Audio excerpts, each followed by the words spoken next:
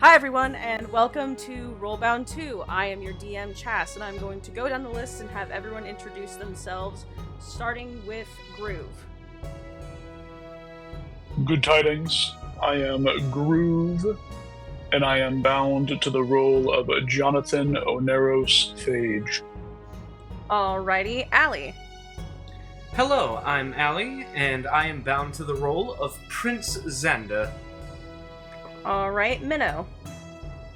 Hello, I am Minnow, and I am bound to the role of Vivian Deshays. Alright, Joey.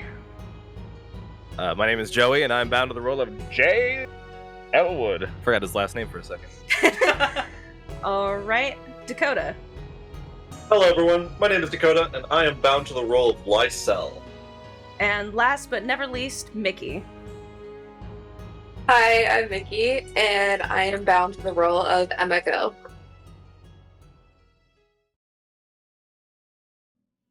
Yeah, but where we last left off, you all had just fought against a fairly large group of Skinari, and the sigils that were caging in some of the remaining people diminish after a lot of them die, leaving 6 individuals. Some of them look a little injured, not totally.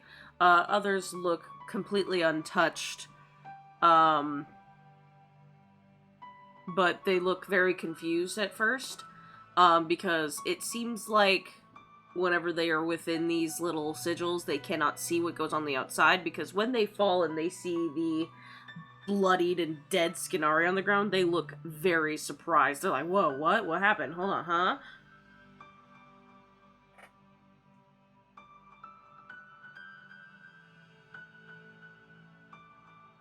One of them, who is a fairly tall kitsune man with like really, really long hair, like runs to the other sigil and starts like checking on people, seemingly looking for somebody, but then within a mere few seconds, because there's only 3 people, he becomes very, very disappointed.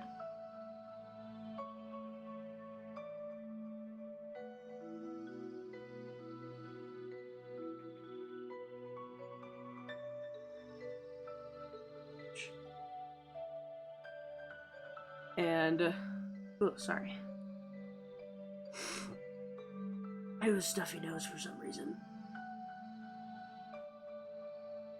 Just blow your nose. Blow the back out your nose. No, it's too late. I'm already sitting down. I just have to deal with it. But another individual, a small gnome, who looks fairly young for a gnome, with markings in lines across her skin and a little bit on her face. She will approach,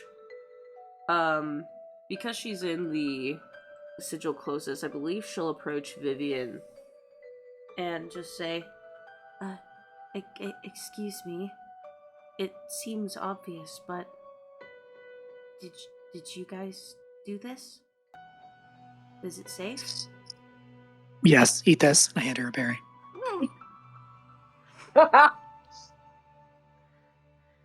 Yeah, she like nibbles on it, and like nods and says,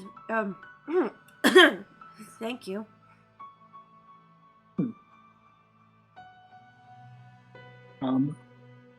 Are any of you Rari Delnan, Patches Woodbarrel, Farron Trailis? They all look at each other, and most people nod no. Most people? Does one of them say maybe? No, all of them nod no. Some of them are just like a little dazed and not paying attention, so they're just kind of like, this sucks. Great. How many of them were there? 6. Great. Each one gets a berry. When did this happen? The taller kitsune man, he says, we've been here for a few days at least. Did they say why they were doing this? Do Skinari ever give a clear, concise reason why? But You'd be surprised. We met some very stupid ones that told us their plan just because we asked them. If only the ones we met were as such. No.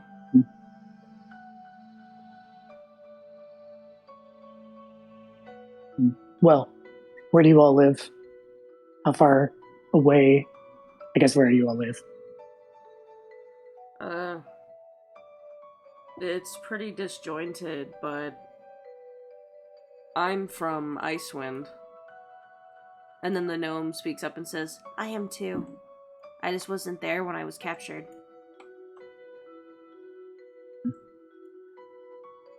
She will look around, and I'm going to try and remember. So they're from Icewind? Yeah. It seems like a lot of the, when two of them mention they're from Icewind, some of the others go, oh shit, like, yeah, that's where I'm from too. Which makes sense, considering that your, the orders that you have, like, Icewind isn't listed. It's just the other two major cities of license, so it might be that they've already done what they needed to in Icewind. Okay, yeah. How much time has passed since, like, the last one got suplexed from 400 feet in the air? Maybe about a minute. Great. So, pieces of that person are still falling, but she's gonna look over and say, well, they don't need their weapons anymore, so grab some, because it's not exactly an easy journey. Yeah. And she will start corralling them around to get them armed, clothed, and fed. Yeah. While everyone else is doing their thing. Also, because they were tied up, the Skinari also still have their horses. Great. Caravan just got a bit bigger. Yeah, I was gonna say, couldn't we just take them to Icewind? It's on the way. Yeah. I imagine that the roads between cities are probably safer to travel than just hoofing it through the main continent. So yeah, we'll get them set up. Vivian will get them all sorted, make sure no one's like dying. Yeah. While everyone else does their stuff. Yeah, all of the individuals you find again, some of them, like, the worst injury they have is, like, maybe a black eye. Like, you know, maybe some of them have, like, a few cuts and bruises from traversing. One of them has, like, had, I should say, because you guys patch him up, the beginning, signs of frostbite, but, it was quickly dispatched. And I did post the loot from last time, right? That was a thing I did? Yes, I did, okay.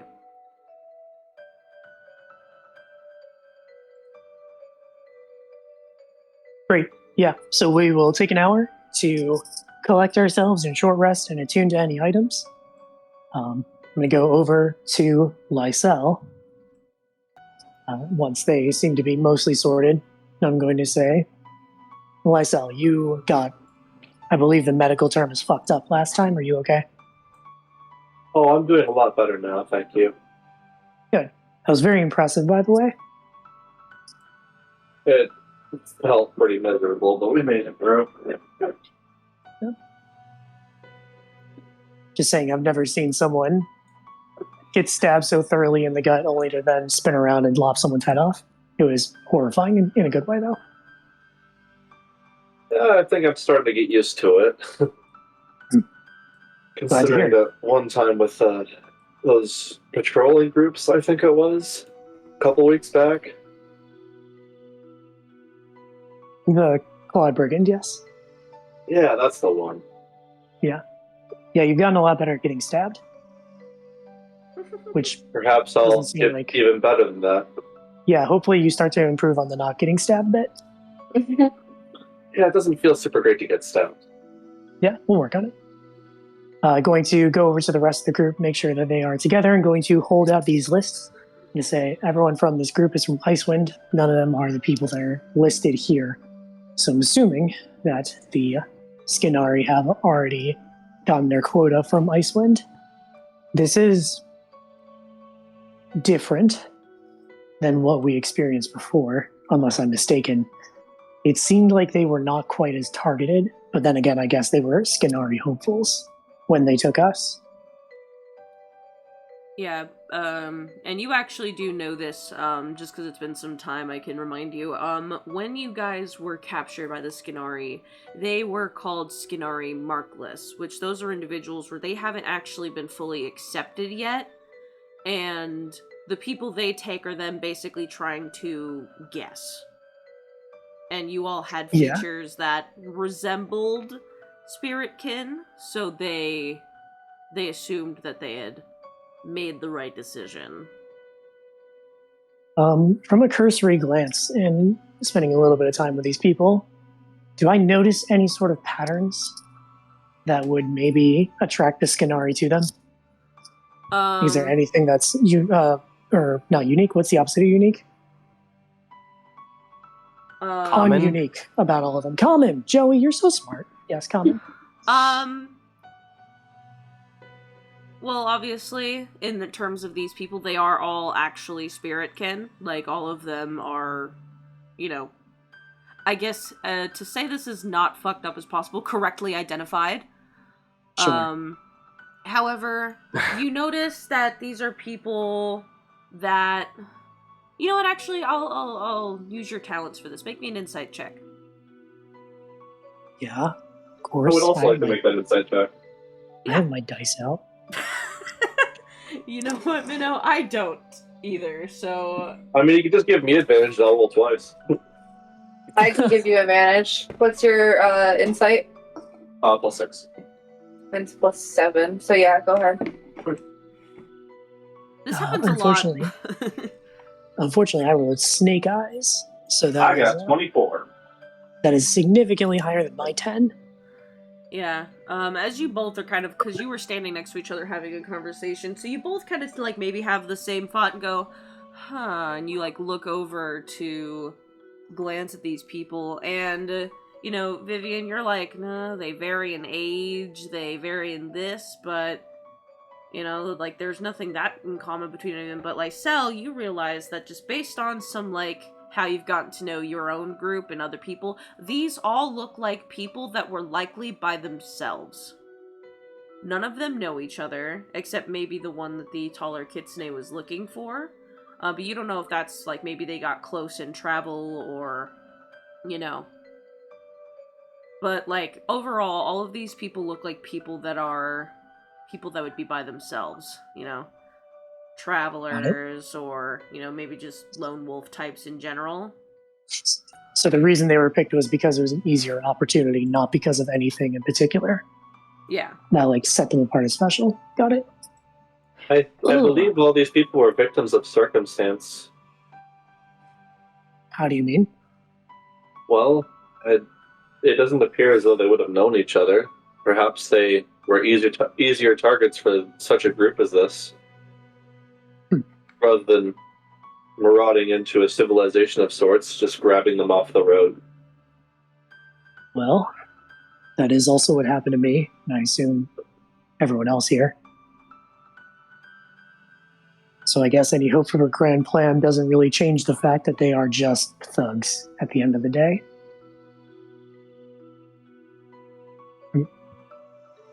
DM, I have a question. I have an answer. So last time you were talking about that there being boxes with unfortunate items inside. Yep. What I know as a spiritkin myself, would it be respectful to burn the box, or would they want... Because if I know that they don't know, there's, like, most likely they don't know the people that were, like, ended. Would it be respectful for us to, like, burn the box or, like, bury the body parts?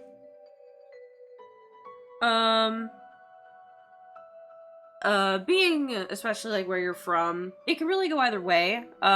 Kitsune, from Yelitsune will do either, depending. If someone is, again, putting it as lightly as possible, torn apart in the way that they were, Typically they are burned. If they are still in one piece, they are buried, if that makes sense. Okay. I think Emika was gonna start pushing. How many boxes are there? Just like one?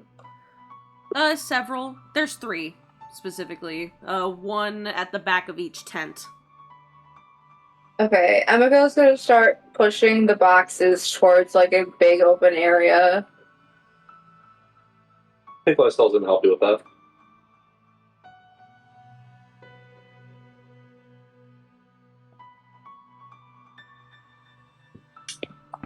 Yeah, you do so. It's, they're not heavy enough for where I need to make you make a check or anything like that. Johnny would like to look through these items. No. Turning them over, taking a look at them. And he would like to sense the latent dreams upon these items. Are there any here who have some sort of strong feelings or seem that they would not wish to be burned? Make a perception check. You know, Yeah. your dream check. So at advantage. I'll give you guidance on that as well, Groove. You are my finest companion. So 26. Yeah, you like, at first, maybe Emiko and Lysel, recoil, thinking that, you're gonna, look through, but then, you peer, and you sense the dreams, although fading very quickly. None of them are necessarily averse to being burned. Instead, you get this sense of, despair and longing for things to be better. But then, you get this weird sense of relief. Almost as if from beyond life, these individuals sensed that the rest of the people that were taken are safe, and there's that sense of, relief from that.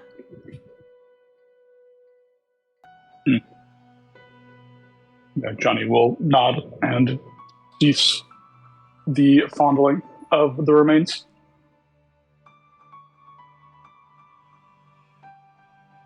Yeah, I think you see Emiko about to grab you, and then she stops, seeing you handle it so gently, and then when you put it back, she's takes a deep breath and closes the box that you had opened.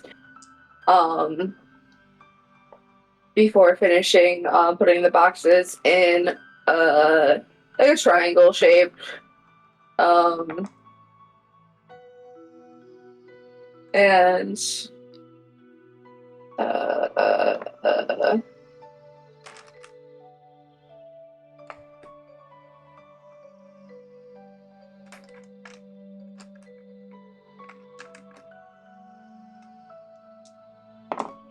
Ouch.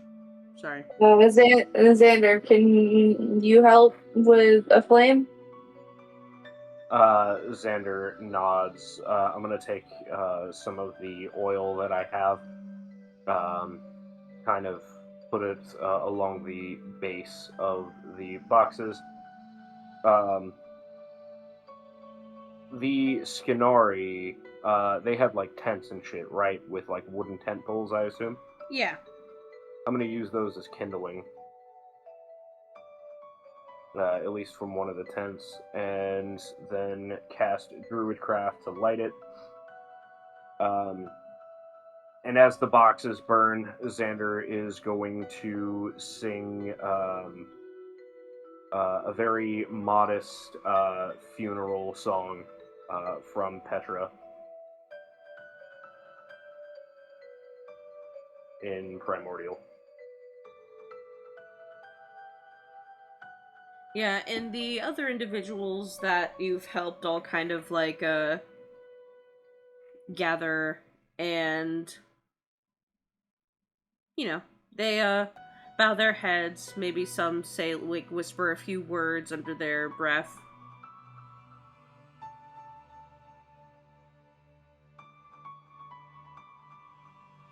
And, ow.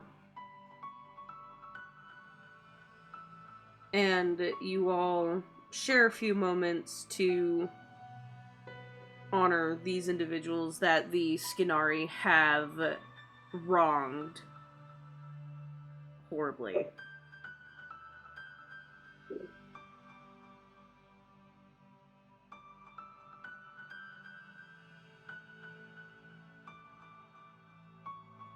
But you all complete a short rest, and you get before the Oh, what's up? sorry, before the short rest is over, can I conjure up Fancy the Owl and just send her down the road as far as she can go before we set off, just so we can sort of get a heads up if there's anything ahead of us?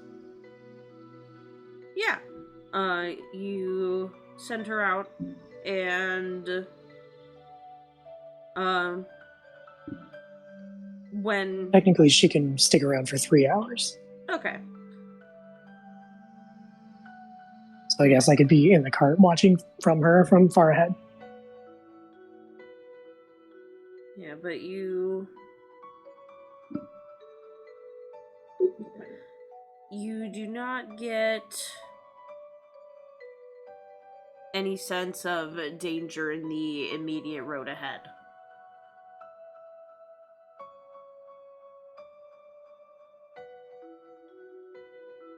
Okay, yeah. So we will take our newfound companions, and we will get moving. Anyone who is too weak to walk, we will request that they are allowed to travel in the back, reminding them to be respectful of the coffin in the back. But I think we are good to go. Actually, Before we go, I do have a slight modification of that. Can we have the injured people like travel in the middle of the caravan? Yeah, I meant in like the back of the wagon, like if they can't ride a horse. Okay, gotcha. We could put the wagon in the middle because that's good strategy. I apologize Johnny, for misunderstanding. I probably said the wrong word. You're forgiven. Both of you are. Johnny will approach Xander. Say, is there room in your vessel for a few corpses? Reserve troops? Xander thinks for a second and nods. Yeah. We load 3 corpses into the vessel. And now we can go. They're hugging too, they're cuddling. They're in a cuddle puddle. Oh no. But they're dead. Why? Why? So they can be cozy and compact. Do you have any other questions? What the fuck? It's an exclamation, but close. All right. There's a question mark at the end of it. Oh. Yeah. Okay. Yeah.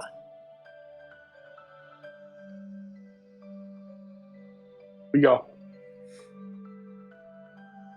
Yeah, and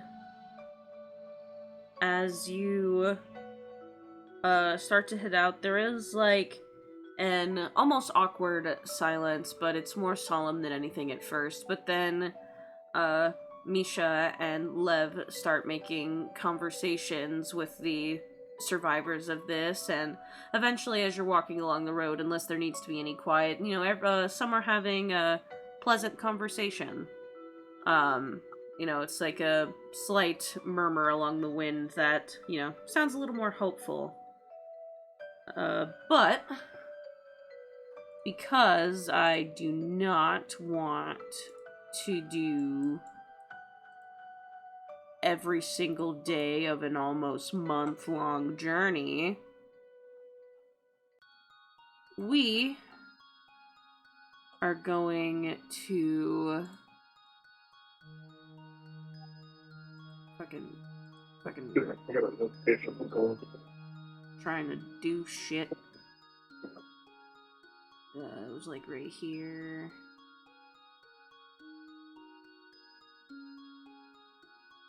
And so that would be right here. Okay. So, I'm also gonna make a roll real quick. Roll your dice. Gently in the box. Did we have enough time to stop in the Mobius estate? No. Wouldn't it be empty by now? Wrong campaign. Not Because empty. the Mobius... Wasn't it burned to the ground? Gone, yeah. Listen, I just put it there as a cute little reminder of the last campaign. Why would it be gone? Where would it go? Ash? I'm pretty Why, sure Chrono though? burned it down. Oh. Except, we had to. It's the only way. Get rid of the overseers. Wait, what are you talking? Whatever. We had to get rid of the overseers that really only harassed us once.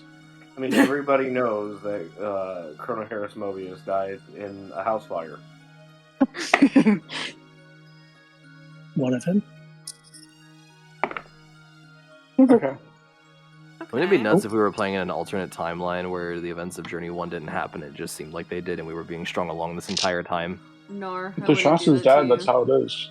That'd be really cool, though. Like, wouldn't that be really cool? No, I think if I told y'all, oh, by the way, the events of RollBound 1 didn't happen, that y'all would eviscerate me. I'd be like, based, awesome, cool, perfect. I'd be like, cool, enjoy your campaign. I'm leaving the server. I don't know. I think it'd be kind of sick if there were, like, subtle differences. Winfrey is straight. It's okay. Winfrey is actually 5'10". That would be terrifying. That's a big difference. Winfrey wasn't really that scary because she was short. Imagine what she would be like if she had all that power. She's only 5'10" because she's wearing heeled boots. Those are some big heels. Those She's are wearing fucking stilts. Really beat me to it. Platform shoes at that point? So, Anyway. Alright, so where are we? So. Hell. No, oh my god. I knew it. Put in the game, though. Oh. So you're in a particular, I don't want to say, yeah, at the moment you are, so where we're picking up is actually a week, later in your travels. So you have been traveling with these individuals for a week. Things have been going pretty okay.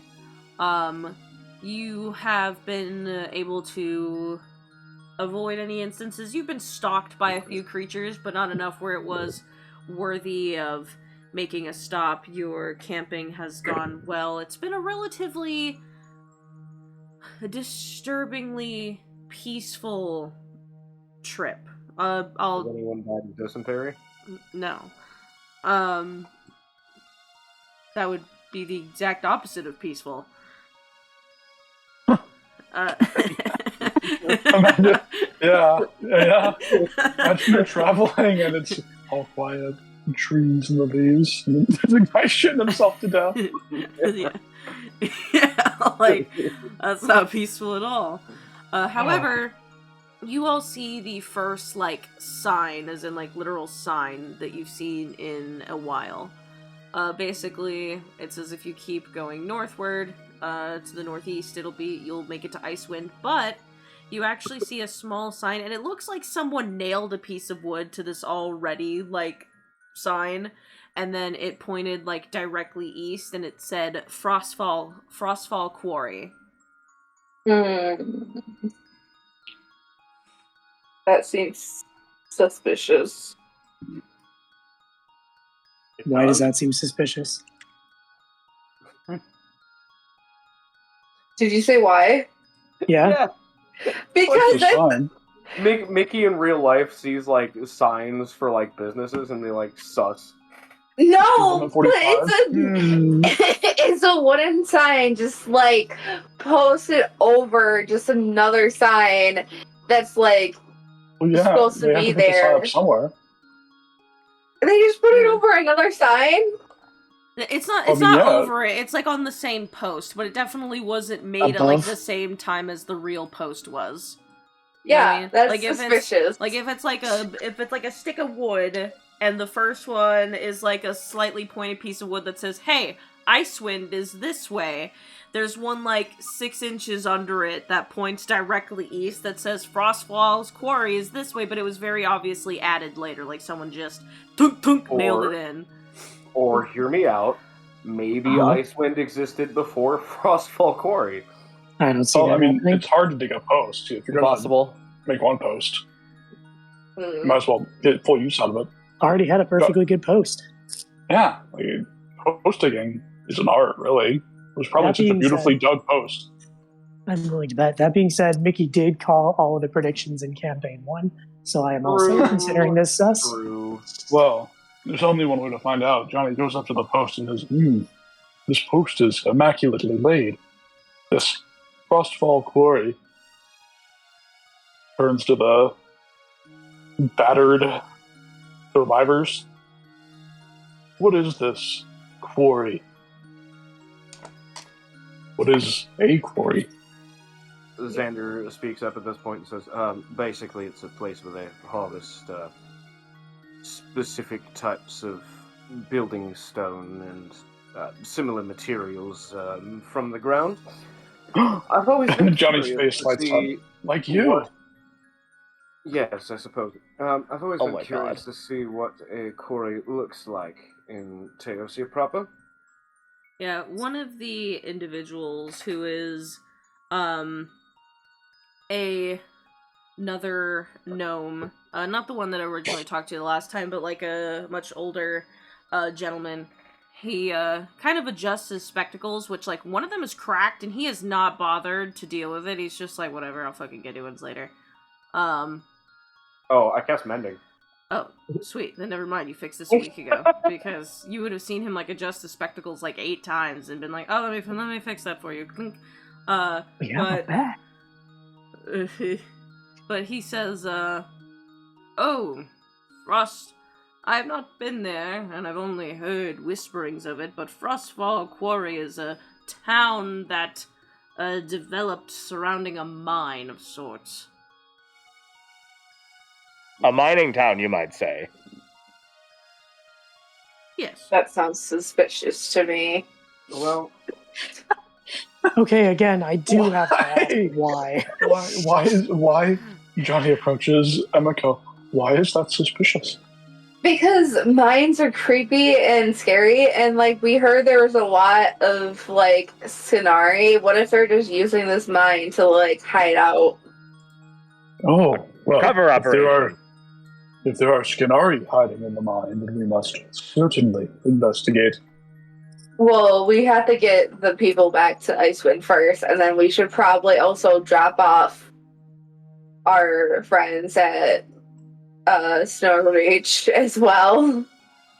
Johnny looks at you, and in response, he's going to start heaving and gagging, and he vomits up a Johnny Bat, who will go and fly out at Emiko before flying up and heading in the direction of the quarry to see if there's anything interesting there.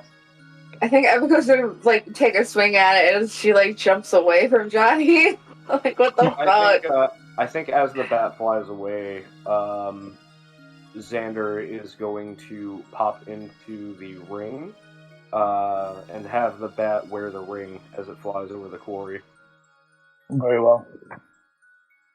Your ring is now covered in saliva.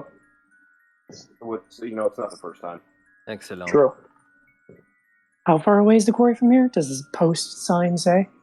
It is a few hours out. Okay. So Xander's going to be several hours away from the party if we do this? What time is it? I mean, we just time skipped 3 weeks in like less than 2 minutes. Not to put a fine What's point on it. 3 hours, really? One week. 1 week. Thank you. 1 week, 3 weeks, same No, thing. I thought you said we were 1 week out. Okay. Well, either way.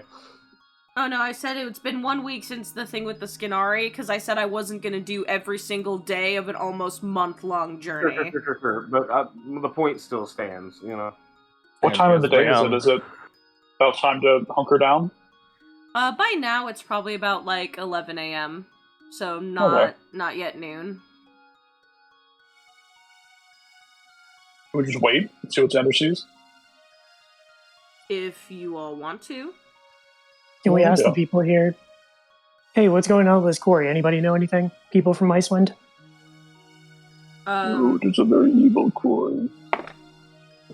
The one kitsune man, kind of taller, says, well, it's just what the gnome said. It's just a small mining town.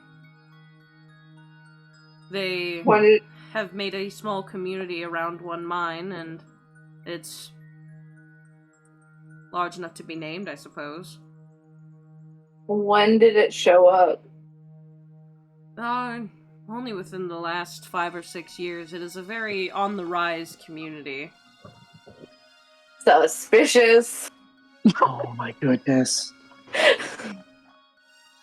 So have you been there before? No, I don't partake in the mining business myself. That is not my job. Normally, I am a hunter of sorts. I fetch pelts and whatnot. But I've had business. I've had orders completed for Frostfall Quarry. Has a population of around 200. They tell you the population? Or did you just know? No, that's a rough estimate based on what I've heard about the town. Suspicious. Why? To make Vivian upset. Vivian goes, well, the thing is like now it's like, okay, we're adventurers, we're a D&D party, so we stopped here, so there's clearly something going on. I'm going to be upset when there is, because it's like, why is there? Because there's something going on everywhere. There's no reason for there to be something to adventure over there, except for the fact that we're adventurers, and this would be a lousy D&D campaign if there wasn't any adventuring to do. So now I gotta sit here and prepare for Vivian to be wrong. While we're waiting for Johnny's familiar, it's familiar, right? Johnny's familiar and Xander, but go on. But while we're waiting for that, Lysol's gonna check on the egg that they've been harboring. Oh, that's so wonderful. I've been waiting for this. Lysol, this. I would like you to make me a survival check. A survival check? I'm not terrible at those. Guidance, I'll also take a reroll for Advantage. Oh, I guess I don't need to use a salt. What was that? So that's 19. Yeah, you start to feel your bag stir, and so you take the egg out and you investigate it, and you see for a brief moment a little crack appear in the egg's shell, and then you see like the crack like start to push a little bit outwards. Vivian, I think this egg is hatching. Patter, patter, patter, patter, patter. Looks over at it.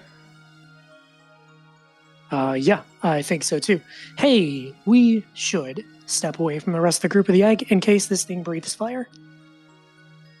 Yeah, that's a good idea. Lysol's gonna like hop off. No, I don't think they were on a mount. Were we? No, we're actually using the dinosaurs, right? Yeah. Yeah.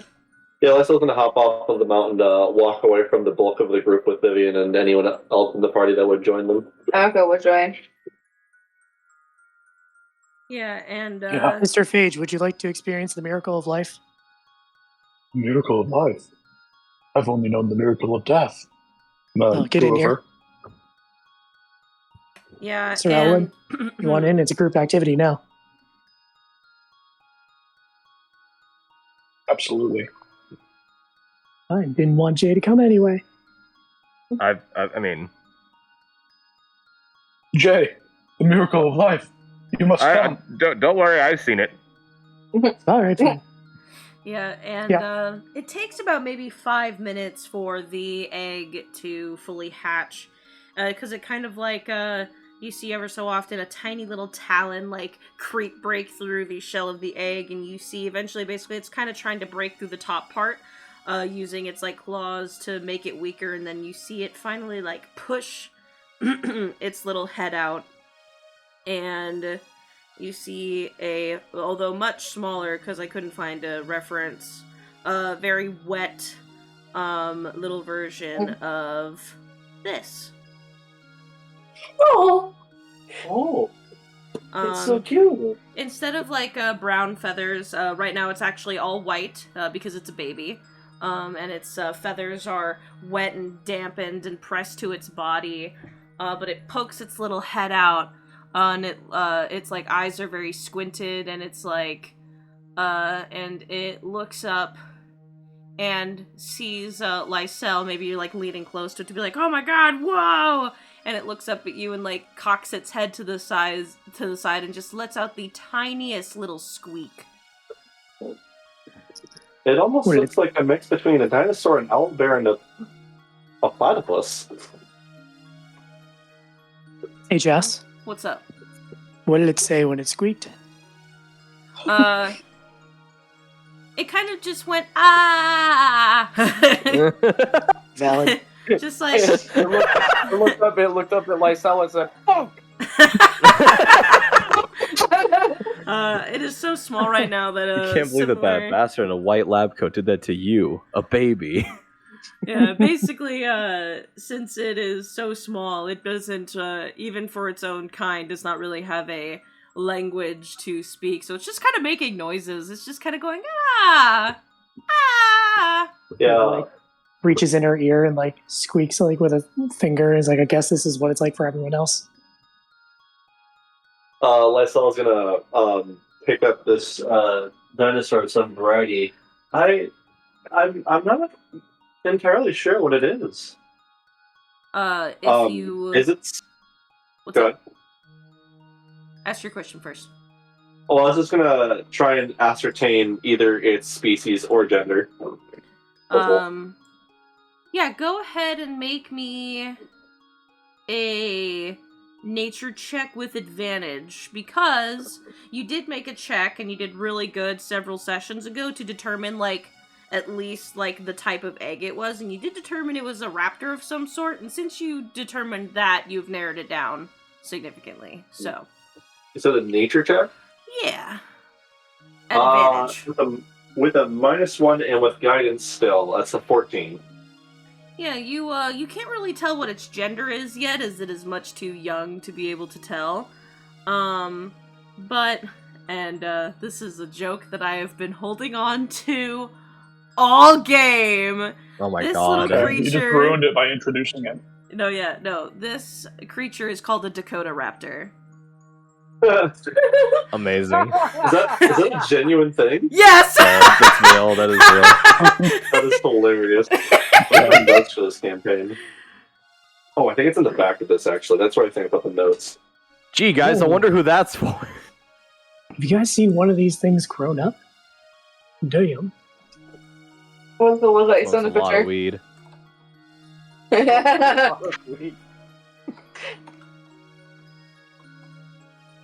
Yes, these are my Dakota Raptors. Yes, they all smoke weed. But Lysel is going to present the Dakota Raptor both to Emiko and to Vivian.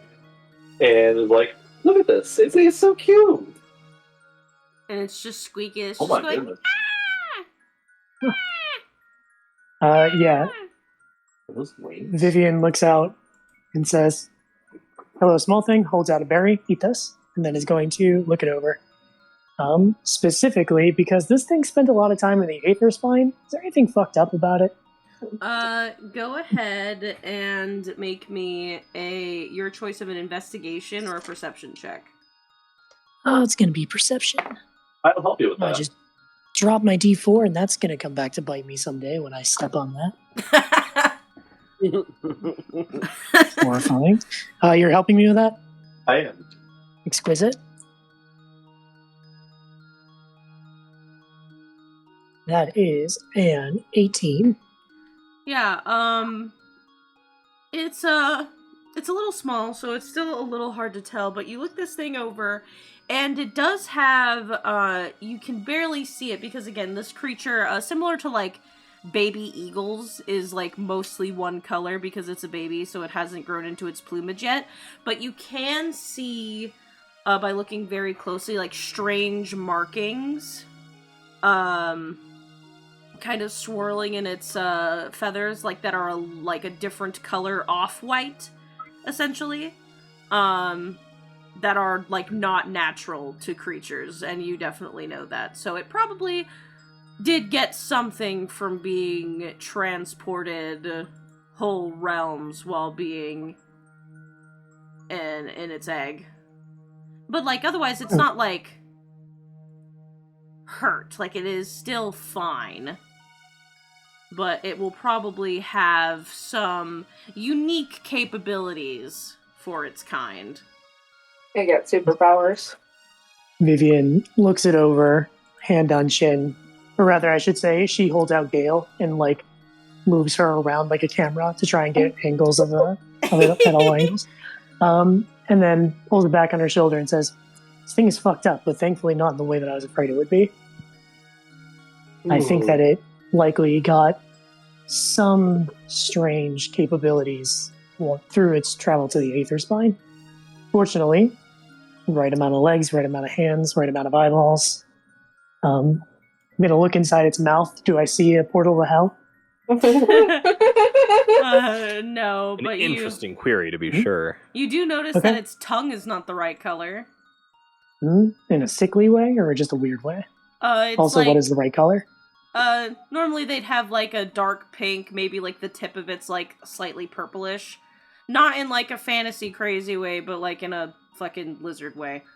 Yeah, it doesn't look like a slushy. Looks like a tongue. Yeah, but what it does, but it is, like, a teal color instead.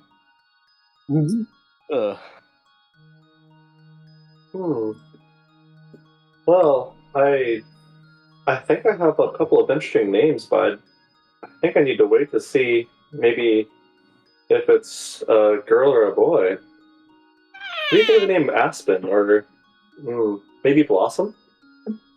I like both.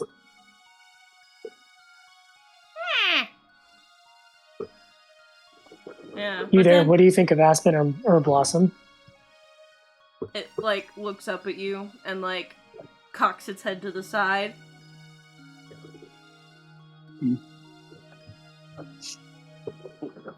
I think it understands me and that freaks it out. Maybe I should stop talking to it. It's like looking at you like, I don't get it. But then, like, a kind of cool breeze brushes against it, and it, like, very quickly, like, huddles up into Lysel's arms. Oh yeah, this creature can't maintain thermostasis. That's a problem. In the middle of a goddamn winter wonderland, yeah, that's an issue. Well, hey. That's all right, because Lysel bought supplies specifically for taking care of baby animals, namely a blanket. They're going to retrieve that and wrap it around it. Yeah. Also... Is that going to work? And you can write, like, warm on it with a pen. Oh my god. You can. You're right. Oh! Johnny will pull out. This pen is insane. This pen is the new bag. Go up to the baby dino, and he will write on it. Oh no. Warm and pregnant. No! Pregnancy is not a minor effect! Quick, everybody cover your ovaries. It's not a pen. I want to write the word sterile, but in the wrong spot. What? Just very It's clean. very clean. But the creature seems to, like, visibly relax and immediately falls asleep in Lysel's arms. Aww. It just woke up. How is it tired? Yeah, hatched out of a fucking egg, you imbecile. It got cozy. I mean, yeah. That was It just also, woke like, up, a sort lot of. of work. Oh. Well, So I wasn't would you- born from an egg, so I wouldn't know. And you of all people, damn it, you beat me to it.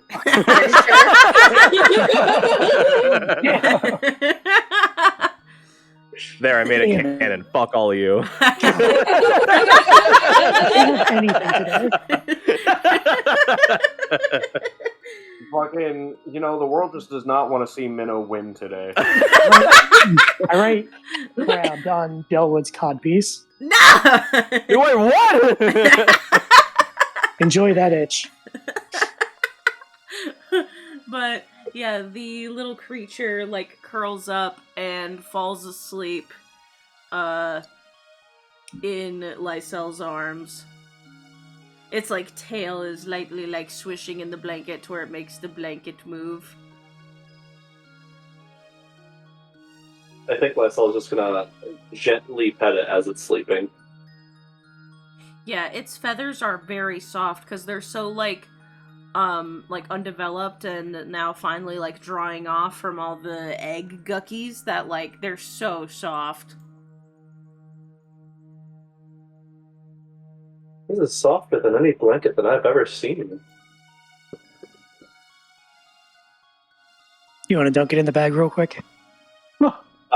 Yeah, that's probably for the best. Dunk. Pull it back out. Yeah, now it's even softer.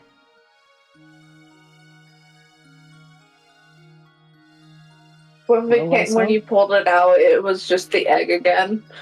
Nothing really fucked up. Well, Lysel, congratulations. You have a creature. You're a I father. do have a creature. Your parents. How does it feel? I think about the same, considering I've still been watching the egg for a little bit.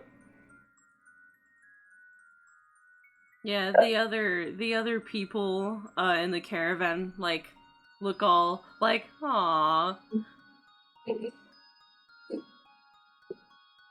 Please do not touch the dinosaur. But look, but do not touch. We still need to make sure it's not radioactive. When I Xander don't gets think back, I'll pull up my radioactive. alchemy test and check. Speaking of Xander, sending coin. Are you alive? Xander responds, we got a necklace specifically so we didn't have to use the coins, right? Can I use another coin? Well, I want to make use of them still. Lysel's gonna use the necklace. Xander, you missed it. The egg hatched. Oh, that's unfortunate. Currently, I'm experiencing 20 knot eastward winds and a lot of turbulence as I'm being held by a bat. But congratulations, Lysel. You just said, "Oh, okay, I'm climbing Mount Everest," but this child you had, this childbirth. Yeah, but a few hours do go by, and maybe you're all kind of excited about the little baby and watching it sleep, and maybe you all take a little bit to have a bite to eat, and take a little bit of a rest. Hasn't passed long enough to be a long rest, and you haven't really expended enough resources to make it a short rest, but, just a little break from all the travel to do something exciting, and, after some time, basically, Xander, what you see is Frostfall's Quarry is indeed a little town. It's actually a little bit bigger than Mapleview, not by too terribly much, but a little bit. Considering that there is a much larger, I guess, more profitable business from Frostfall's Quarry than, Mapleview, that there's a little bit more people. You see people are coming in and out of the mine. There's a few of these large creatures that look like the cross between a Great Pyrenees dog, which would be named something different in Teosia, I guess, and a polar bear with these large curved tusks.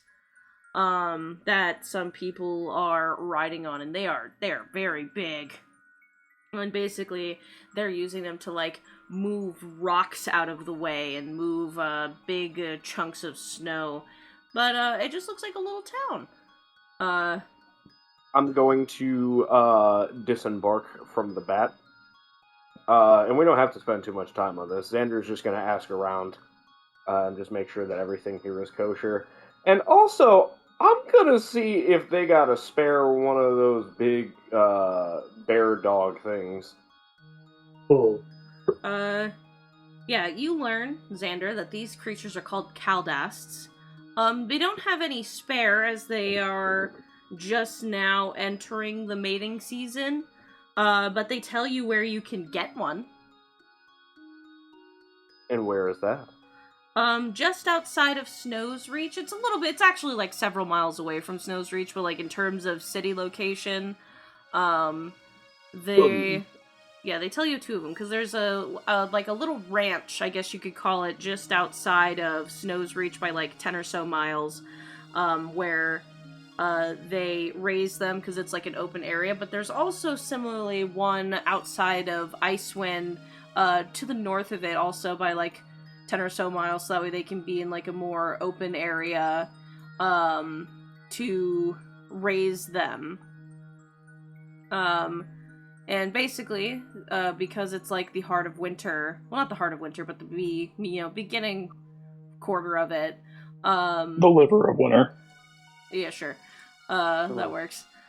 Because it is around that time, these creatures are, currently at the best time to start breeding them. I'm actually going to mark these areas on the little map I have over here, but I'm going to mark them in like a blue-greenish color.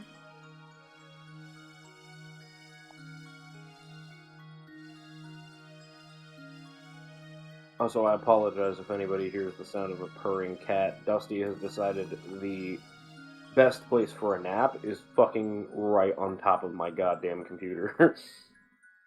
I can hear the little kitty. My little baby. Every time you talk, he purrs. Yeah. He's my little guy, my little old man. Yeah, they, the ones that they have are kind of like the only ones they got until they can retire the ones that are too old to work. And, basically, like, whoever you're talking to is very passionate about it. Like, he's like, oh yeah, and like, when they retire, we send them to Winterbane, and they get to live, like, all cozy, and they get to help, like, ships and merchants, like, unload their stuff, which is a lot easier for them to do, because they like working, so they kind of work until they, like, physically can't. And then usually they just, like, live cozy as, like, very, minimal effort guards for, like, stables. Hell yeah. 2 things. First of all, I ask if I can pet one. Oh, yeah. The person you're talking to is actually, like, riding one, of course, and he, like, guides the reins in a way where he, like, steers the creature's head downwards towards you, and its head is, like, bigger than half of your body, and it's, like, panting like a dog very heavily, and its tusks kind of, like, go behind you as it, like, literally, like, pushes its big nose into your chest. It wants you to pet it. Hell yeah, and pet it I do. Second thing, while I'm here, you said it's a mining town. Yes. What do they use to mine with? Like, what type of tools do they have? Yeah. Your typical, like, pickaxes and such. Okay. So they have not yet discovered dynamite. They decidedly don't use dynamite. Excellent. Also, dynamite isn't quite a thing as it is later on just yet. Yeah.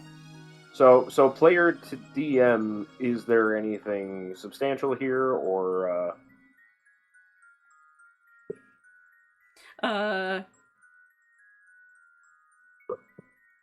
Make me a persuasion check. What am I persuading? Oh, I thought, because I was thinking that I as a player am asking you, who only has 4 hours in your session, if you want me to spend more time here, or if I'm good to head back.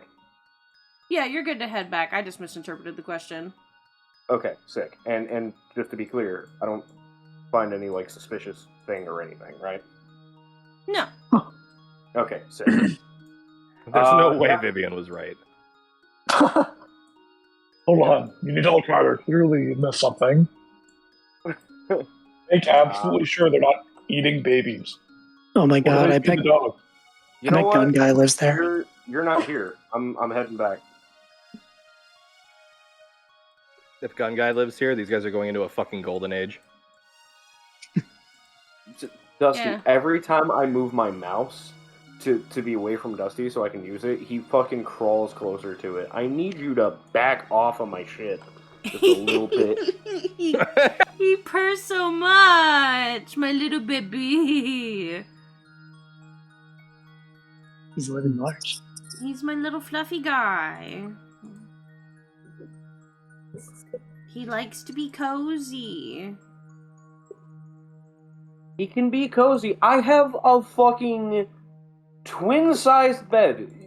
There is so much more bed over there with cozy stuff that you could lay on. Why do you have to be here? But you're not there.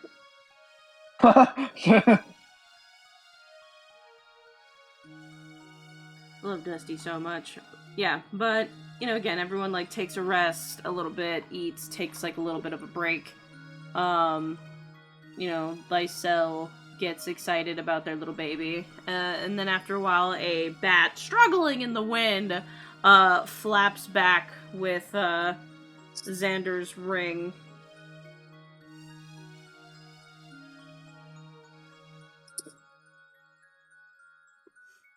Xander, how'd it go? Who do we need to kill?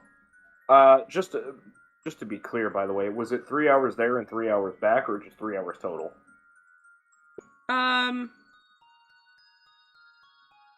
3 hours there and 3 hours back. Okay. So, like, it is possible that, like, y'all kept going a little bit, and then we're able to, like, meet at a common point as well. That way it doesn't feel like you've lost a shit ton of travel time. For the sake of RP, we'll just say that, like, we did take the day because we've been riding pretty hard. So I'm sure that 6 hours of rest for our mounts and our injured friends is probably great.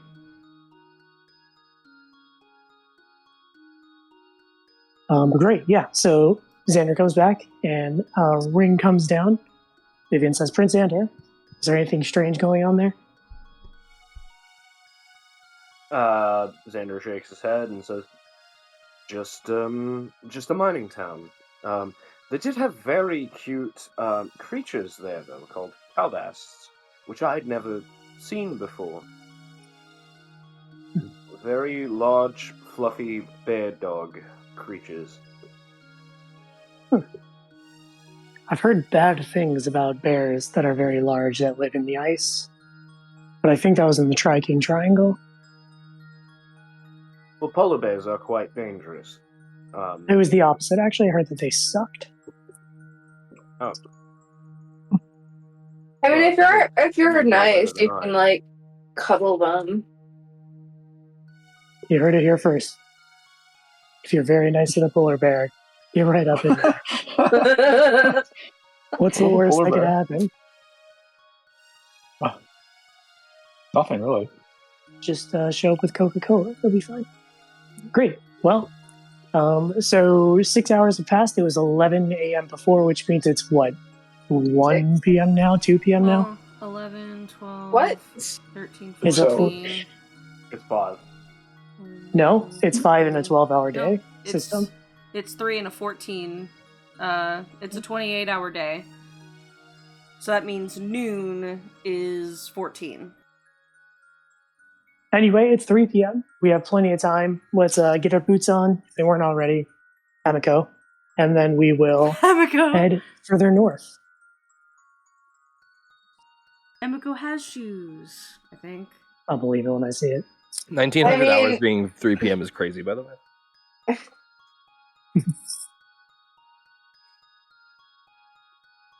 Great. Yeah. I can still hear the distant Dusty purrs. So good. Yep. It's because you won't get the fuck off of my mouse. Get out of here, Dusty.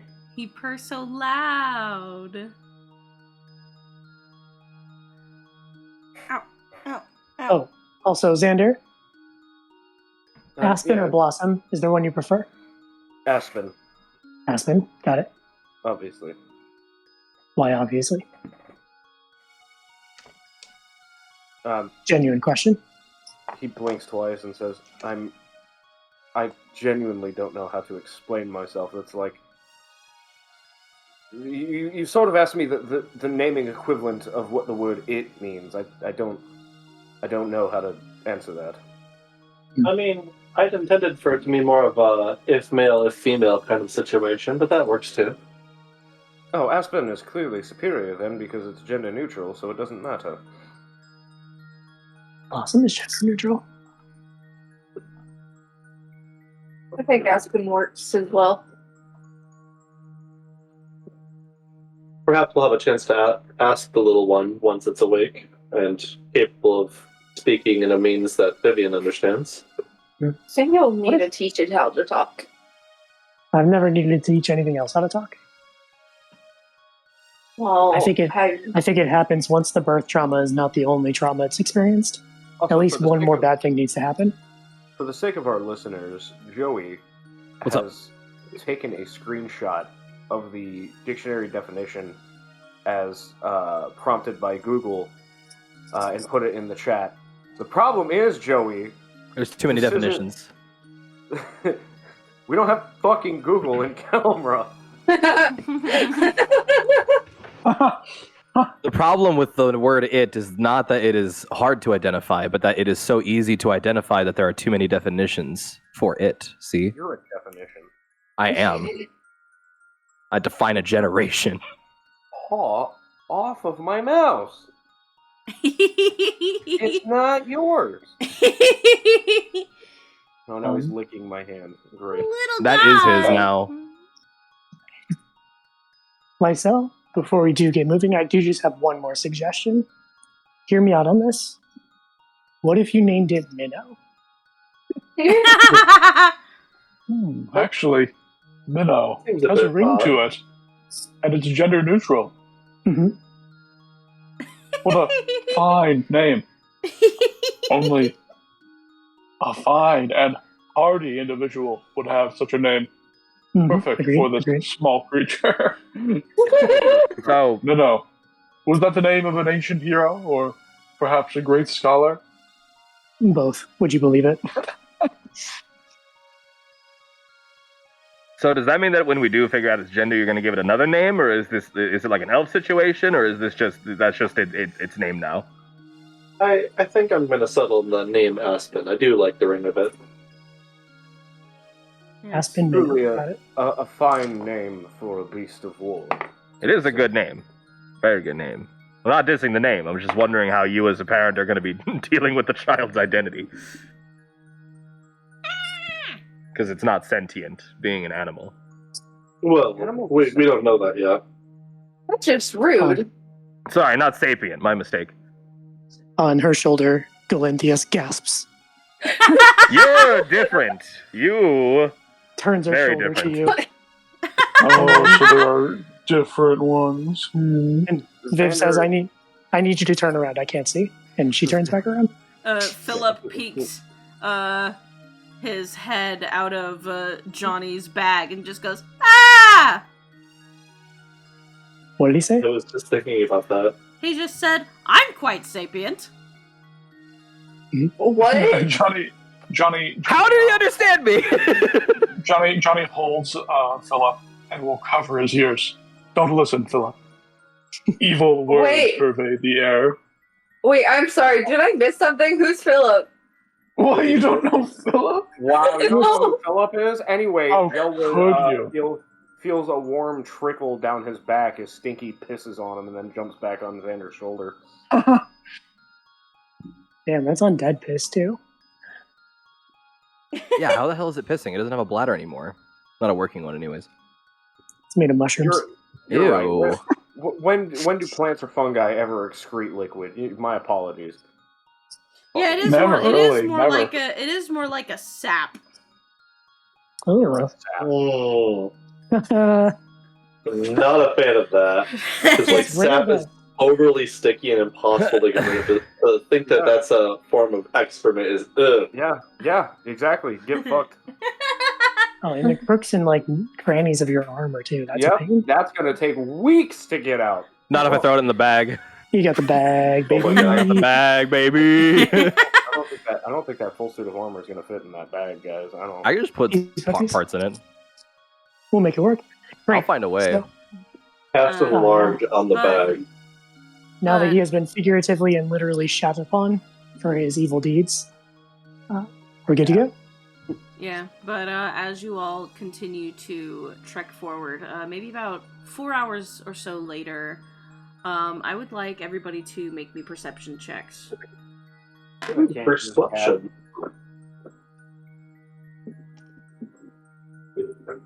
Can't do it. Not today. No. No. Not fantastic. Neither can I. You know, next time Chess says that we should all roll perception, we should just collectively decide to fail. Just see what they do.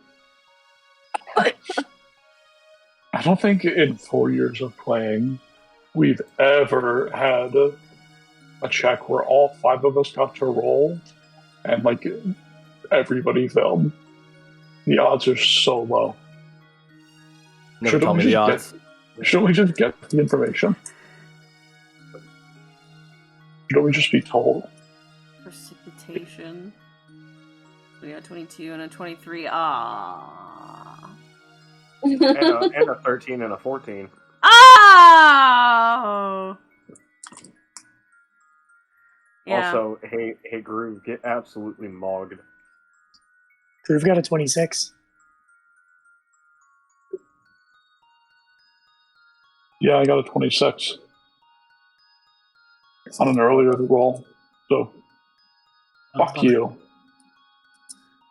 But Xander and Johnny, you actually see, again, it is lightly snowing, not enough to where that roll would have been made at disadvantage, but, you know. Just enough to put it at a DC 20. You know how it is.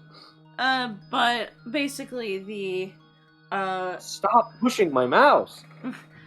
the rest of you, are focused on other things, or just can't see through the light snow, like maybe it gets in your eyes, or you're preoccupied, but Xander and Johnny, in the distance, you see shadows that are lingering near to the road, near enough to where passing by would be pretty inevitable, and you recognize a 3, one of them looks to be humanoid-esque, in shape, very, very large, individual with a long, pale blue, almost white beard with, swirling, not swirling, but very jagged runes, all over his body, naturally. He is huge in size, for official size class. And then there are 2, giant, there are 2 huge size, furry creatures with large tusks walking alongside him. I've heard nothing to the contrary.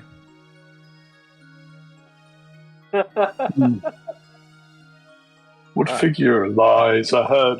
Johnny will point this out to the rest of the party. For the people at home, Mickey just put Santa in chat, and I fucking lost it. So far, it's looking like Santa. Hey, he's not delightfully chunky enough to be Santa, unfortunately. I'm gonna go talk to him. He's not just the shape of a circle. No. Damn. I'm gonna go talk to him. Johnny will go as well. Yeah, you see the individuals all notice you, and the, what you recognize as mammoths, and I say you recognize as mammoths because there is a mammoth-type creature on Petrus, although they do look slightly different, but they are recognizable enough to where you recognize this is a, material realm variant of the same beast. For sure. I've never seen an elephant in real life, but I know what they look like. And it, they both kind of start stomping at the ground, almost aggressively, but then the giant lifts up this ginormous fucking, like, mallet and slams it into the ground really hard to, like, make them stop. And the mammoths, like, calm down. But then the giant takes, like, a big rotating step towards you and just kind of goes, "Ah!" As if, like, being, like, you know, and then says something else in a very low voice. In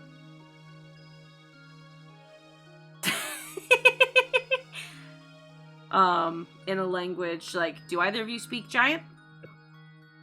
No, but I speak primordial. No. Can you give me 10 minutes? I can work on it, though.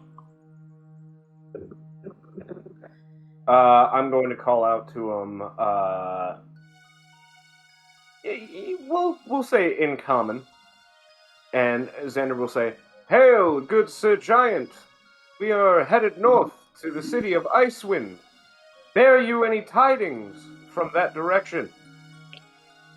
The giant, like, squints its eyes and, takes another really big step forward. It literally shakes the ground underneath you. And it looks down at you and says something else in a language you do not understand.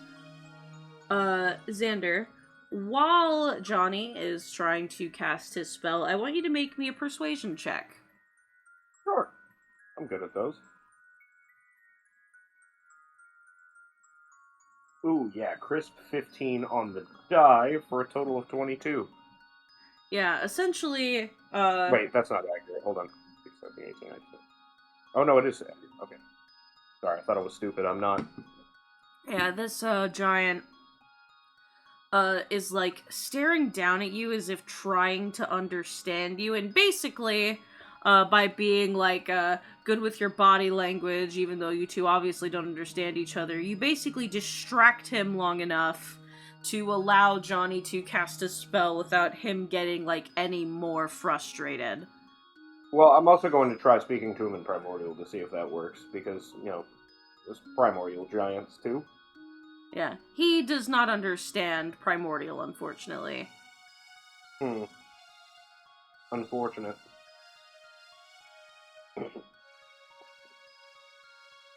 Man, this would be a really great time for the tongues spell, huh? Yup. But then, after, Johnny's spell goes off, and you've been distracting him thoroughly for 10 minutes, like, by maybe switching between the languages, you know, and he's just going, "Ah! Ah! Ah!" Like, just, like, getting frustrated, but then you do something kind of funny, and he, like, calms down for a second, but he's, like, glaring daggers at you. It's, like, one wrong move, and, like, this guy's gonna get pissed. But During this 10 minutes, can I also have moved the caravan off the side of the road? yeah, absolutely. But Johnny, your spell finishes, and I'm guessing you're casting. I don't know what you're casting. I never said I was casting a spell. I said I could cast a spell. Oh, I thought you were doing it. I thought you said if you give me 10 minutes, I can. Yeah, sure. Well, okay. I can comprehend languages. So now I can understand them. But he can't understand us. So what's he saying? Yeah, he basically is saying, "What is your business, small man?" And then Xander does something weird, and he goes, "I don't know what you're saying." Xander, dance. Xander, keep dancing. I need you to entertain him for another 10 minutes. We already did that part. Xander looks to Johnny and says, "What's he saying?" He's asking what our business is here. Do a little shimmy that shows we're just passing by. I'm going to cast Major Image, and I'm going to conjure a sort of vignette for the giant, showing how we found helpless people attacked by evildoers, how we rescued them, and now we are leading them up north to safety, back to their homes.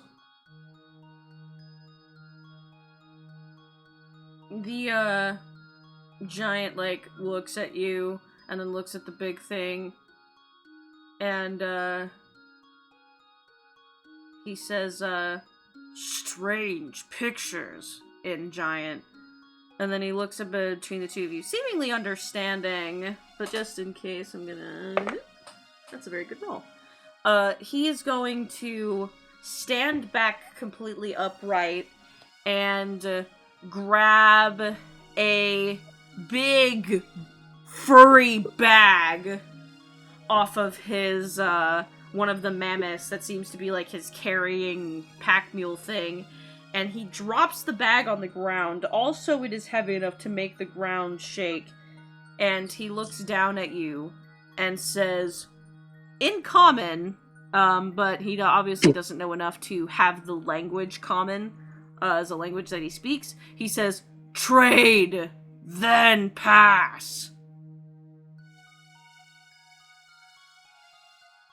Trade, then pass. What does he want? What? Trade what?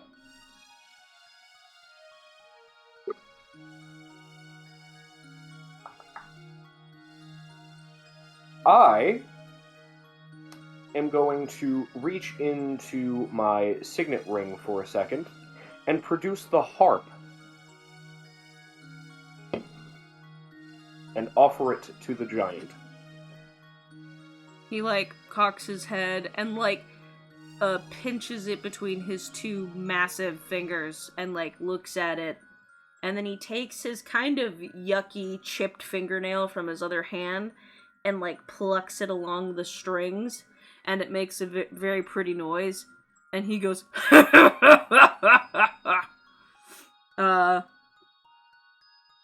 and he looks down at you and says, good trade, small man. And, Xander bows with grace and gratitude. yeah, and he's going to put the harp in his bag, and he is going to reach into his bag to take something out. And you see him kind of, like, looking through, rummaging, and he finally takes out what looks like a very, very large mason jar. It's about the size of a normal barrel. Like a 50-gallon drum? Yeah. But it's literally like a glass jar. That's a lot of glass. That's a very heavy jar. It is, and he is plucking it out. And it looks kind of like shoddily made. Because it looks less like glass and more like fused together crystal. And it has like a cloth around the top that is bound by that is tying a rock to it that has been like flattened and stuff. Yep. And then held together by literal like tied and tanned mammoth hide. For sure. And what's in the jar? Make me a... I was more so going for, like, what does it look like is in the jar? It is a, it's like a deep red, almost purple liquid. Okay, yeah, I'll roll on that. Actually, I'm gonna have Johnny roll on that, because you have, alchemist proficiency, right?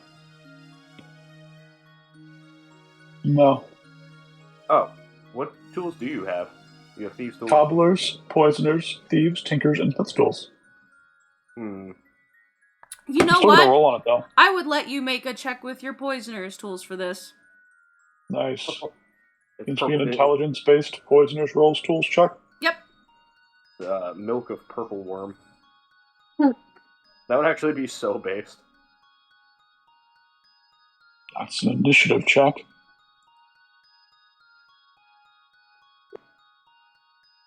Okay, it's another initiative check. I'll get that a third time for charm. And then it was 21 and 22. That's fucked.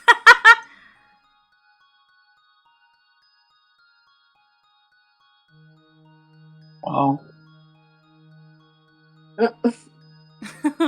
Wow. By PB, it's an 11. Yeah, that's honestly good enough. This is a type of wine. Holy shit. This is 50, not 50, well actually, suddenly forgets. 49.5 gallons of wine. Yeah, you know, I'll round that up. 42.0. It's 42, but like that's too specific, so I'm gonna round it up to 45. So this is 45 gallons of wine. Oh my Is god. it good wine? 45. Yeah, Johnny smells that. Is it good wine? Pure vinegar.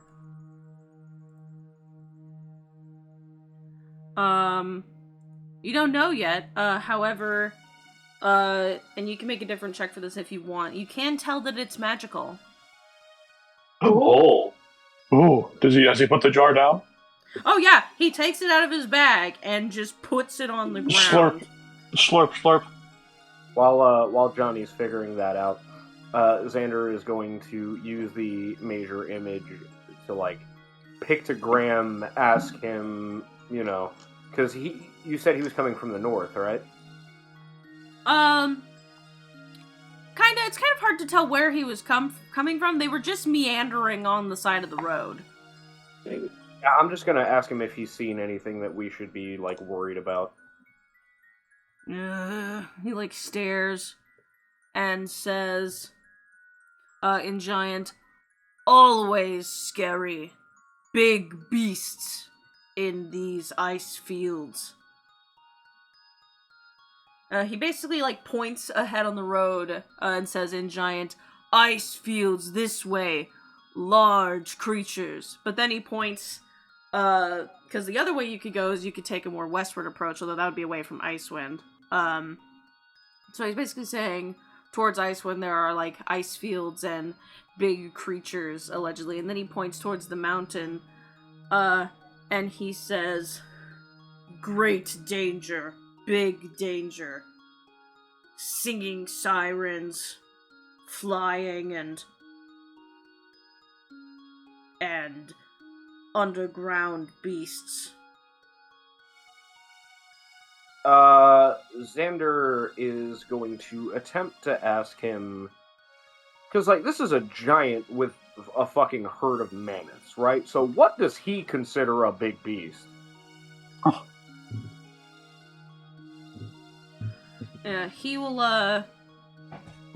like look at your message, and he will take his maul and flip it upside down, and he will use the stick part of it to draw in the ground.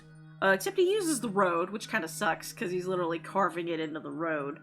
But he makes a drawing of like a semi-serpentine-esque creature, like a long creature with multiple legs. With a lot of teeth. Do I recognize what this creature is? You do, considering that it is an elemental. He drew a frost salamander. What is this beast? This is... Johnny says, emerging from the jar of wine.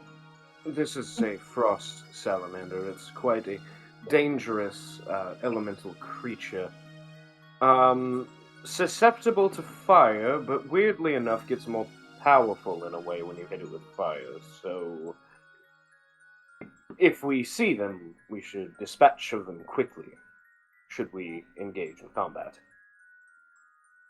And then he goes, ugh, and points towards the mountain, and he draws another creature that kind of looks, the best way I can describe it is kind of like a wyvern, but with like extra appendages, but he draws it, you know. A dragon? Not a dragon. Decidedly not a dragon. Too small, because he literally, like, draws it next to the, salamander, and he kind of, like, points at it, like, and, like, basically, like, compares it in size.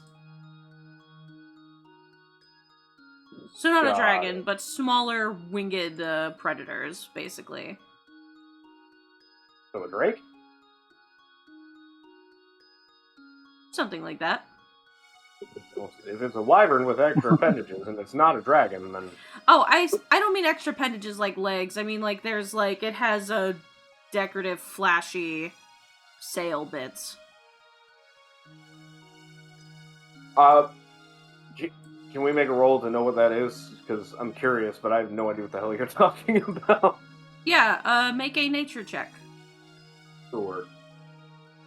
14. So there's a creature. You've never seen one, but you know, you've been talking to people from License for the past week. There is a relative to the wyverns, that are like more distant relatives, called singing sirens. And they are reptilian-like creatures, that, you know, don't have front legs, have 2 wings, that basically, use sound to weaken their prey, and they hunt in packs. Ooh. And they usually live in mountainous regions. What did you say they were called? Oh, I said singing sirens. They're called flying sirens. My apologies. But the reason they're called that is because their calls are very, like, harmonious sounding, and they basically harm their prey using, like, sonic abilities before diving and getting on them. Also, you know, it's because they fly. Excellent. I'm going to give the giant, you know, some pictographs that, you know, basically thanking him for the information. I am also going to give him 3, because you said he has 2 mammoths with him, yeah? Yes. I'm going to give him 3 berries, and using pictographs, I'm going to tell him that these tiny little berries are magical and will sustain himself and sustain whoever eats one of the berries for a whole day. And also, I'm going to warn him that they do not last very long.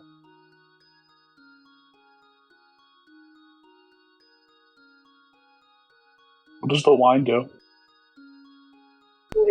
Make me a con save. That's what it does. Poisons you.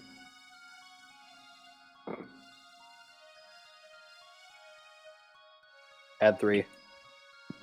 16. Yeah.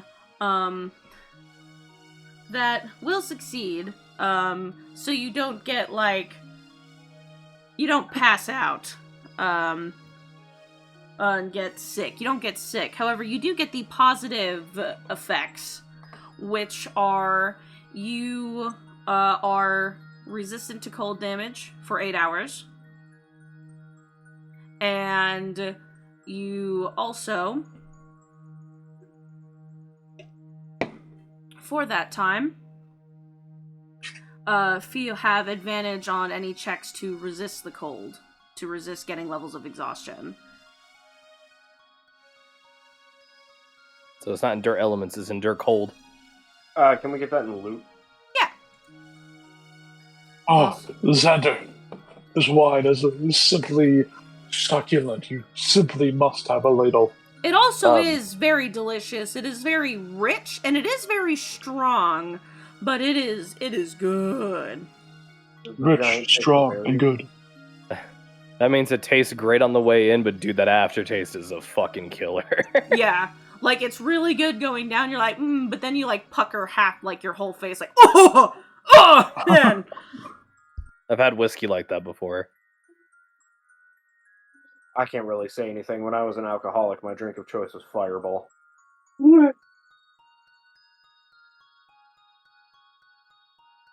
But yeah, does the giant accept the 3 good berries that I give him? Yes, he does. Hell yeah.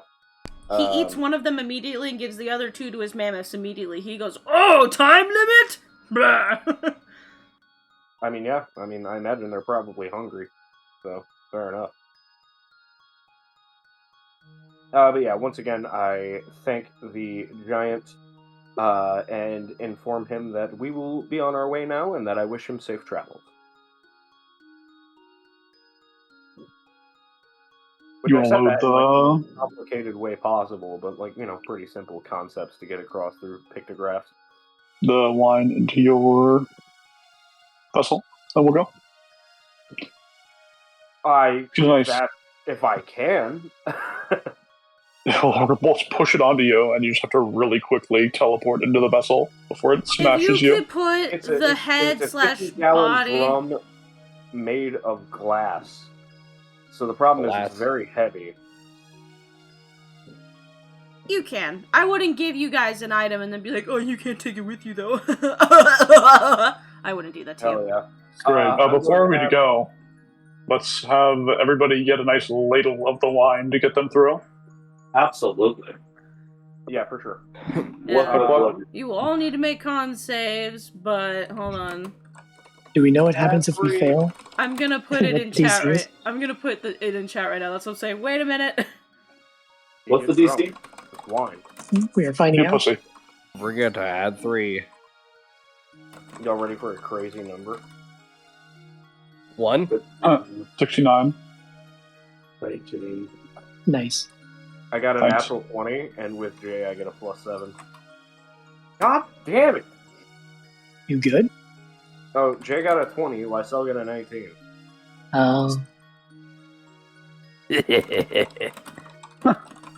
Attack. It's her. I cast Mend Butt Crack! No. I cast Testicular Torsion. Joke's on you, those are my decoy balls. Tungsten Ball Sack! So what happens if you cast Power Word Come on somebody with a tungsten ball sack? Pain. A lot of pain. Oh no, I failed. You failed? Yeah. What did you roll? 15. 15 fails? Yeah. What's the DC again? 16. Boy. Get fucking mogged, Mickey. You still get the positive effects. Your movement speed is just reduced by half for an hour. You didn't put what the positive effects are. I did. If they're... If you oh, there they are. Thank you. Okay. I was reading it, and I am blind. Okay. Sure, fuck it. I'll make this check. Hell yeah. That's really interesting. So if you fail, it's straight... Oh, no. Okay. Alright, sick. Yeah, I'm going drunk. Yeah.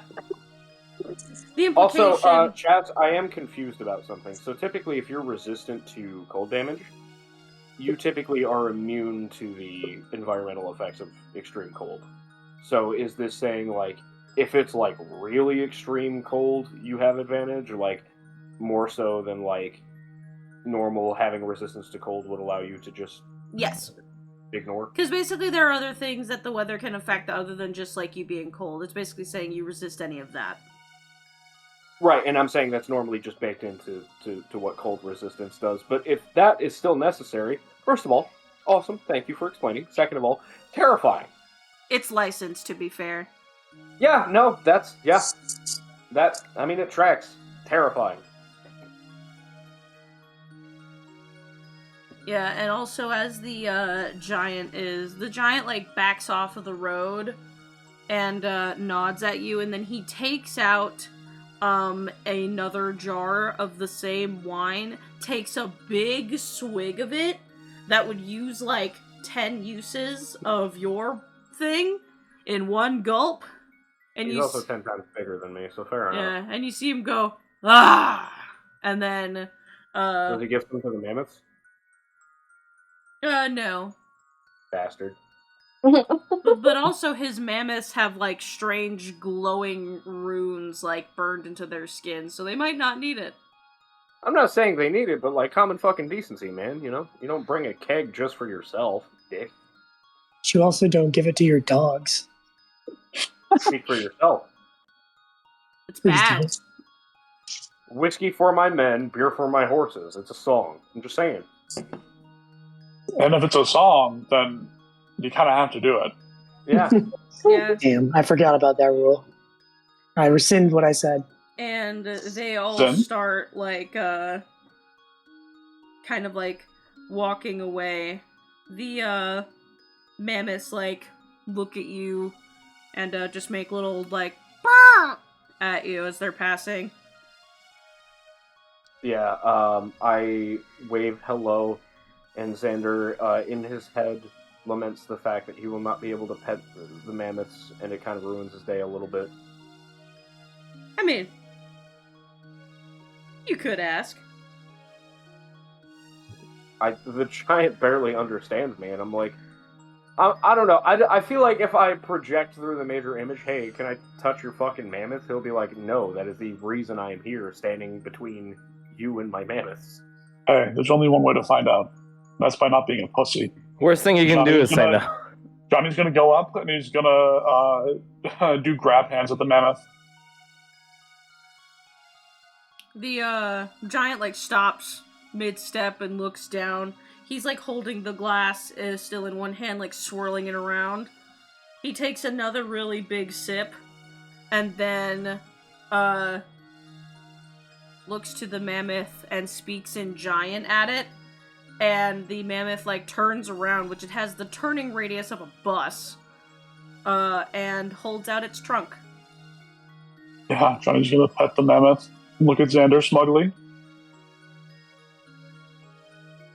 I cast Speak with Animals, and I ask the mammoth if I can pet it. The mammoth looks to you and says, "Yes, come receive my blessing, small one." Awesome. I'm gonna pet the mammoth. Yeah, and you do see the runes glow brighter for a second.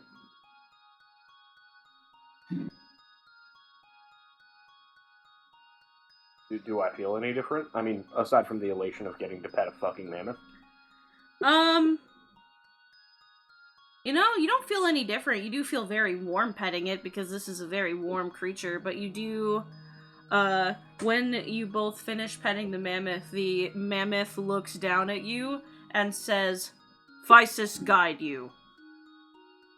What? The mammoth is a priest. And I will say, and you as well. Yeah. And There's something very funny to me, by the way, about the fact that I had an easier time, like, speaking to the mammoth than I did the creature who's basically just a giant fucking person. Like, there's something profoundly funny about that. Well, you don't have a spell called Speak with Giant. You know what? You got me there. You have a spell called Speak with Animals. I didn't take tongues as a spell, so... But hey, lesson learned for the future. Oh, that's nutty. Speak with a giant. You don't have Xander's this... actually going to look at Johnny real quick as we're, like, walking away, and, you know, we're all going our separate ways. And he says, Johnny, I have two questions. First of all, what did that rune do on that mammoth? Do you know? Oh, why, of course. Yeah. Make me an Arcana check. I will give you the help action and guidance.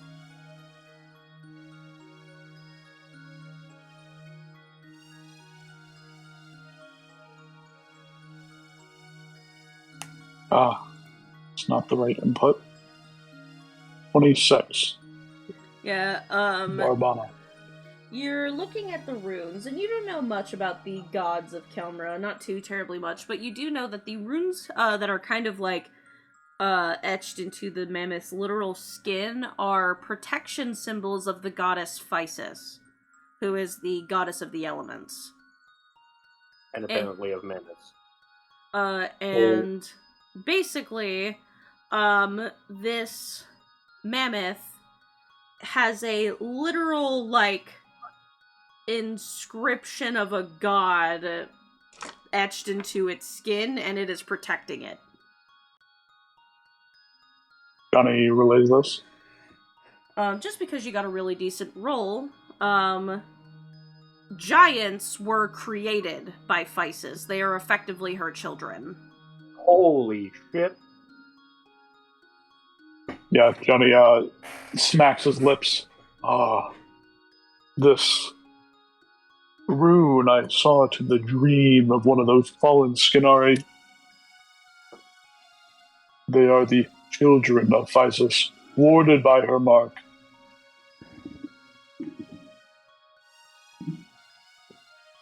Wow.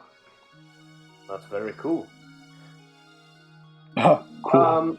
Because we're in the cold. Yes. Wait. Also, we should really, hire some sort of magical interpreter for situations like that. I wonder if there are dreams which would allow one to commune in many languages, give one a vast array of tongues. Well, if there is, you would know about it more than I would. I don't know anything. I don't know anything. That seemed kind of deep. Are you all right? Yeah. I just had some delicious wine. I'm with you, my dear friend. I'm cold. Let's get to wherever we're going. License. Agreed. And yeah. I'm just putting this as a thing in case I forget later, right? At the earliest opportunity I'm afforded, I'm going to transfer the magic wine into smaller potion bottles.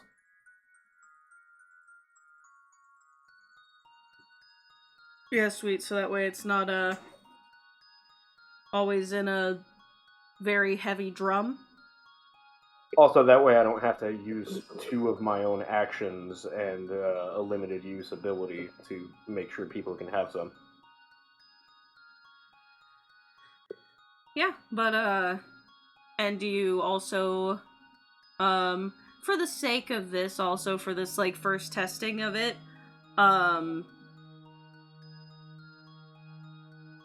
no, we're good. I put the shit in it. But Johnny having a quick taste of it to see what it does did not use one of the 50 uses. Awesome.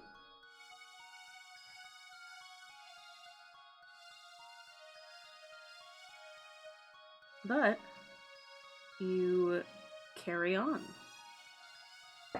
And I am going to make a roll.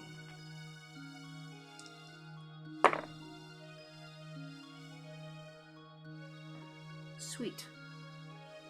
So, you continue on your journey, and it is getting closer to... Oh, yeah.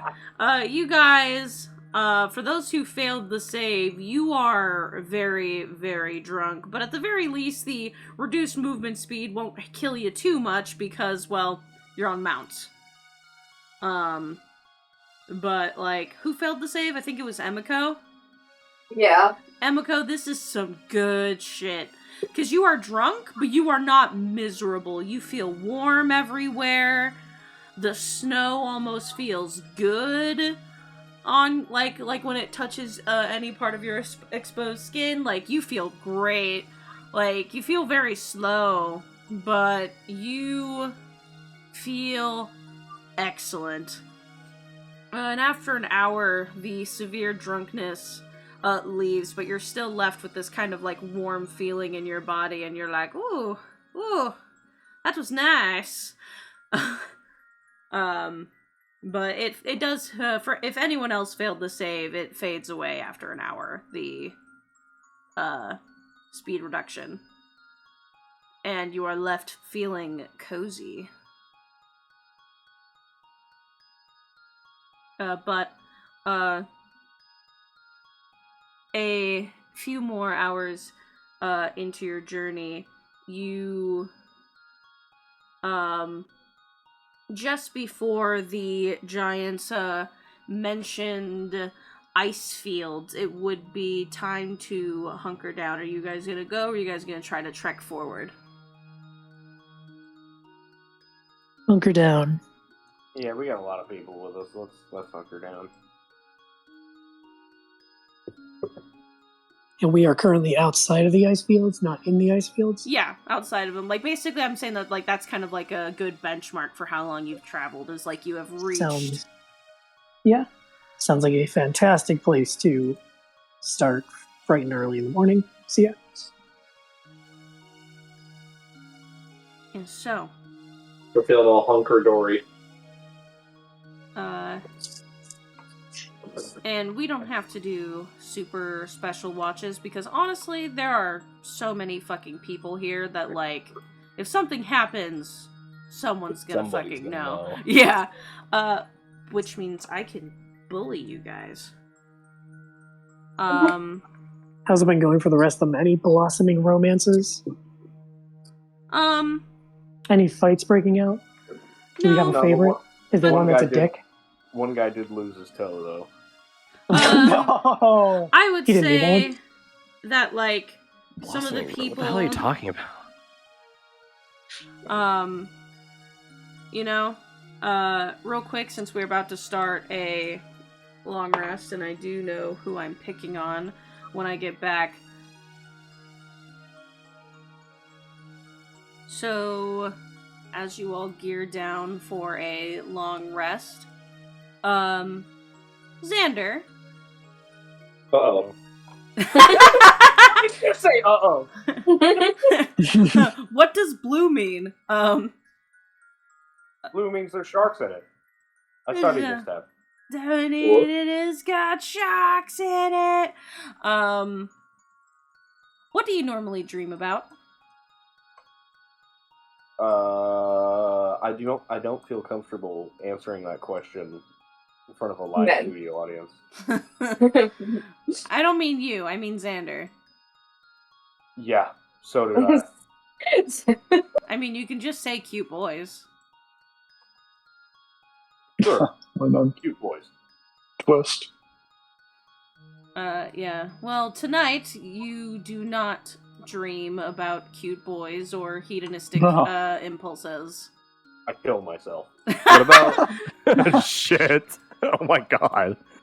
I was gonna say, what about electric sheep? But fuck, I guess whatever. I was gonna say stone sheep. I'm gonna use all of my uses of my fly speed to fly 3,000 feet in the air, and then just lawn dart to the ground. No. 300d6.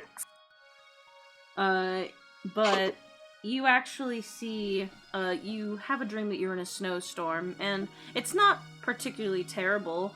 You're, just going for a walk, but none of your party members are with you. But then you see someone in the distance. They are not easily walking through the snow like you are, and they are not enjoying their walk like you are. And you see the individual turn towards you and start running. Yeah, I'm not running, but I'll keep walking towards him. And you see the individuals like holding like a cloak around themselves and shivering and shaking. And then when the person gets to be about 10 feet from you, they stop. And they remove their hood from their head, and you see somebody staring at you with worry. You see the rounded, kind of heart-shaped face with long, off blonde hair that's kind of like darkened, and pale green skin with darker spots in random places along it, mostly dotting her cheeks, and her big wide eyes that have like a kind of sideways pupil, kind of like a frog's eyes, and staring back at you is your best friend Yennefer. Yeah, Xander is going to immediately cast Major Illusion. Major Image, excuse me. And create a 20-foot cube of warmth around them. Because I can change the temperature in the air, just not enough to, like, deal damage. Yeah. But it doesn't say anything about preventing damage, so fuck you, 5e. Yeah, but she will take a few steps forward, Her hair is a mess. Normally it's done up. Oh shit, I just made my computer beep. Yeah. Clap. For sure. Xander's going to speak to her in Primordial as he kind of runs up and gives her a hug and says, Yennefer, Holy shit, what are you doing here? Where have you been? Well, like, in general, or... Her voice is, like, weirdly echoey, and she says, Where have you been? Elmra? And it's so warbled and distorted that it does, like, she doesn't even have her normal accent. And she, like, stands back up and, like, stands, like, more upright because she was yelling at you so hard. She, like, did the thing where you, like, lean forward because you're yelling so much. And she, like, stands back straight up and, like, wraps her cloak more around herself, and she looks around as if taking in the surroundings, and she says, License. You're in License. Yes, I am. And she, like, looks around, and then she says, Where are you going next? Well, currently we're heading to Icewind. We are helping out some individuals out of Farwood, actually. Got caught up in some bad business. Traveling with a group now, call ourselves the Silver Lining. Man, you know, it's been a very long time since last we spoke, so I kind of think I have a lot to catch you up on. I apologize for not telling you that I was leaving. Something important came up.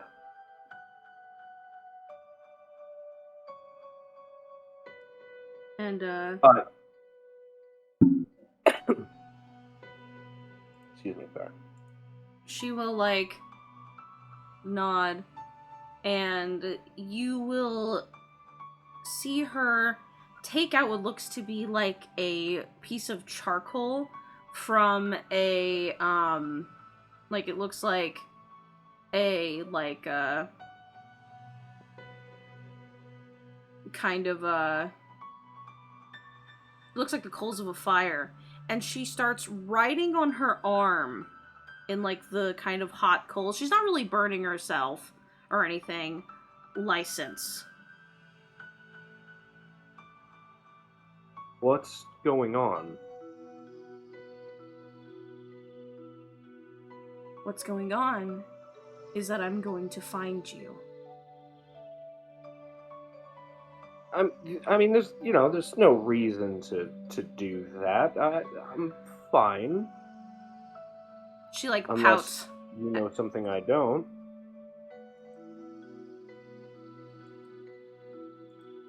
I have been searching for over a month.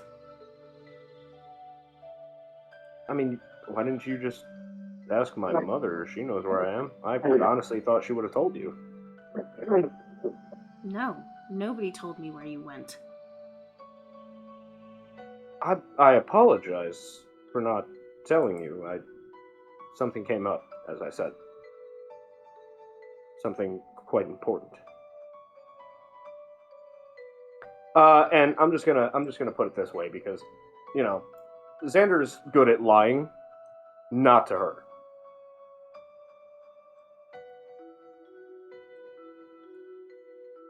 Yeah. She, kind of crosses her arms and says, I'm running out of time, but I will see you soon. Running out of time? What? And, she, like, takes like a few steps back and starts running back into the snow. Jennifer, wait. Oh, shit. And the snow starts to fall down harder, a blizzard forms, seemingly breaking line of sight between the two of you. And as soon as the snow kind of like slurries and develops around you, you wake up. And Anodyne is like sitting on your chest, staring at you intently, with like her ears drooped. I'm gonna give her scritches behind the ears. Guessing you saw all of that. She nods.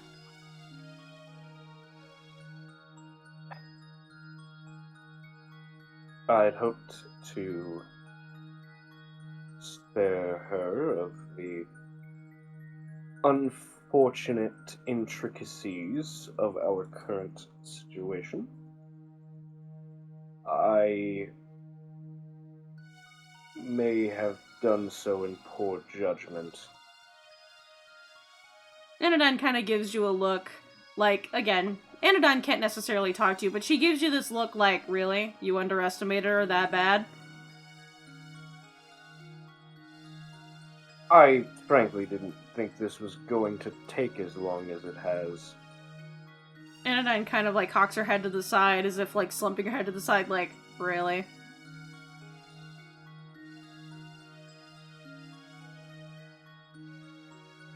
Xander thinks for a moment, and his shoulders kind of slump. And he says, I know, you're right. I just didn't want to tell her. Now I'm going to have to. And it's going to be even worse.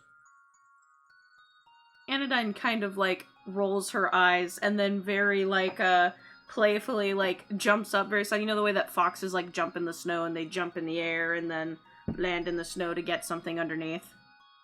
Yeah. She does that on your chest, and then very, like, playfully bites your nose, and then scrambles out of your tent. Anodyne, where are you? Xander, very sleepily, sits up, gets dressed, and is going to leave the tent and follow. Yeah, this is what she does whenever you get too into your head, is she, like, lightly bullies you and gets you to follow her. So she, like, runs back into your tent because you're taking too long, bites your ankle, and then runs back out of your tent. Oh, fuck's sake. Runs back in, Yeah. bites the other ankle, runs out of your tent. God damn it, that doesn't... Runs back in, steals one of your shoes, pulls it out of the tent. Oh my god. Oh, no. After she steals one of the shoes, Xander is going to kind of snap his fingers, and like a barrier of snow appears as she's like trying to run out, and she just smacks face first into it. And I'm going to use Mage Hand to grab the shoe away from her. Yeah. Because she knows how much you care about your very expensive and very fancy boots, she doesn't, like, tug-of-war you with it, but then she looks at you like she has won this encounter. Because you are up out of bed and casting spells. He just kind of, like, sighs and, like, kind of picks her up by the scruff and places her on his shoulder. But... You know, you're lucky you're so cute. Otherwise, I would take offense. She, like, winks at you, like, like, literally Fox laughs at you. Oh, great. Yeah, well, I'm up now, so... Yeah, I leave the tent. Yeah, you all get the benefit of a long rest. And, give me 1 second. One Mississippi. Alright, second goes. Roleplay amongst yourselves, and I mean it for, like, 2 minutes. I take out a shovel and I start beating the shit out of Johnny. That sounds pretty serious. Yeah. While he's distracted, I write crabs on his crotch. Oh no. Wouldn't it be crabby? When you say crabby? I guess crabbed either. Because it's like descriptive, like it has to be like descriptive words, right? And something like that. He has been crabbed. He will be crabby. Tag your friends to totally crab them.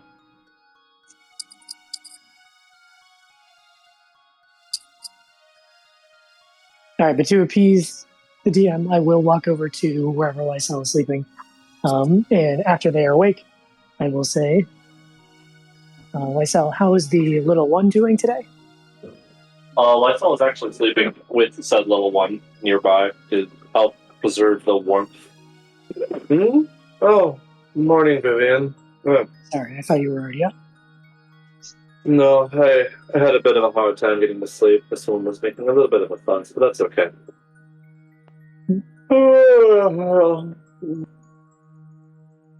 I think she just doesn't even really pay too much attention to you. You're just sort of yawning, and all of a sudden there's a hand over your mouth and a berry is put in your mouth. And then she is looking down and inspecting the dinosaur more and saying, anything weird happen? Have any strange dreams? Feel any odd sensations in the middle of your sleep? What color is your urine? Do you itch anywhere? Oh, I'm assuming you're talking to Aspen. No, I'm talking to you. Oh, Aspen just screams at me when I speak with him. No, I slept well. Nothing out of the ordinary. Okay, look over there for a second. Sure. She reaches over and pinches your neck. Hey, ow. What's that? Okay, good. Just checking. She's going to go through your hair like a monkey, trying to see if there's anything off or strange about it.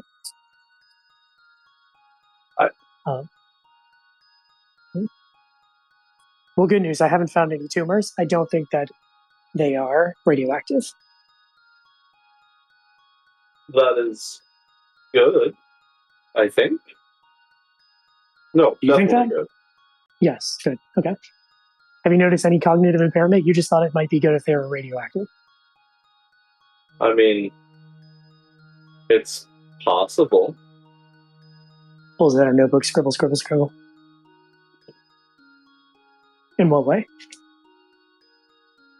I mean, have you seen the odd coloration in both their tongue and their feathers? I have. Interesting. Tell me when they lose a feather. I'm going to need a sample for it. Also, can I have one of their toenails, please?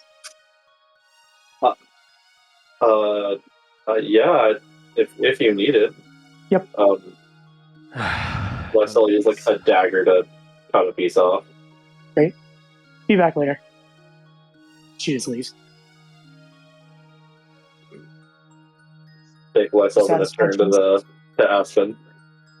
Don't mind Auntie Vivian. She's very peculiar about various symptoms. I'm not even sure if you can understand me yet. What the fuck? Is Chas still gone? No. Okay, good. Are you satisfied with that role-playing amongst ourselves? Yes. Okay, good. I think Johnny may be dead. I think he got shoveled. Cass, what did you grab from outside? Oh, I got a coffee. Oh. Alright. I just really wanted a coffee. Ouch! Ouch. That's alright. I was debating on getting myself Jimmy Jones. Yeah, I'm still cooking dinner after session, but I wanted a coffee. Ouch.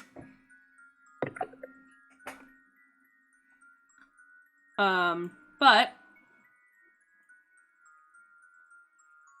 you all rise to start your morning and to start your trek across the excuse me, across the ice field.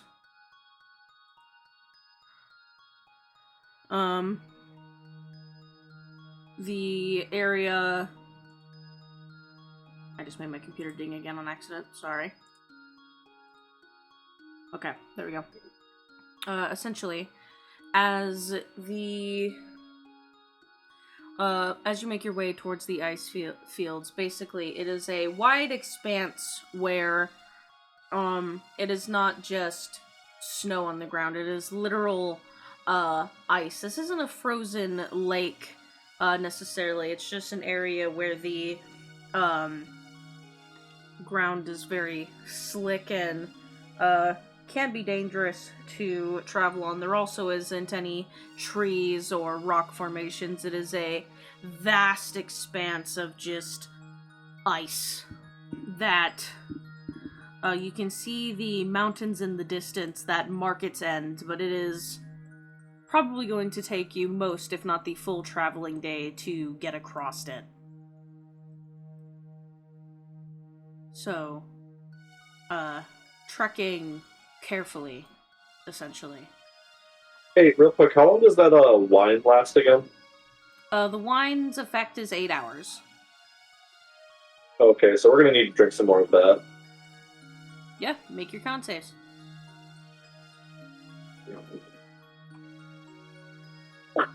I mean, is anything bad going to happen if I choose not to? No, not really. Lifestyle succeeds, perhaps surprising nobody. Unless something horrible happens. Dun, dun. So who's all using it? Just myself?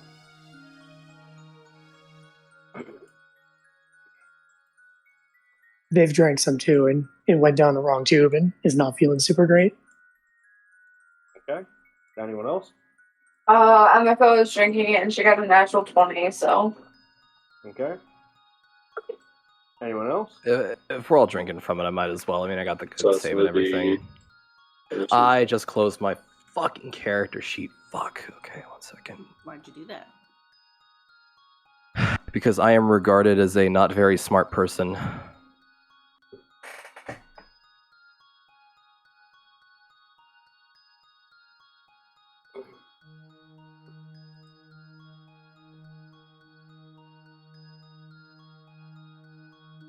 Another 20. Good. I'm abstaining. What about Johnny? I would never do an alcohol. But you did it Okay. yesterday. So we have 46 use Hello. for me.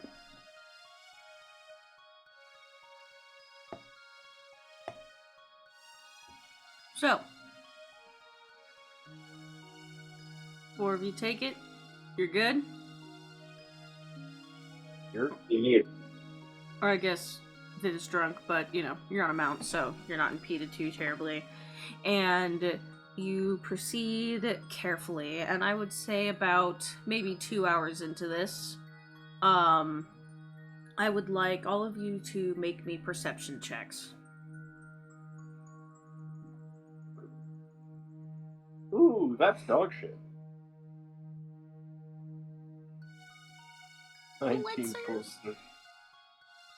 So we got a 21, a 19, a 20, god damn it, a 22, and a dog. Hi, dog.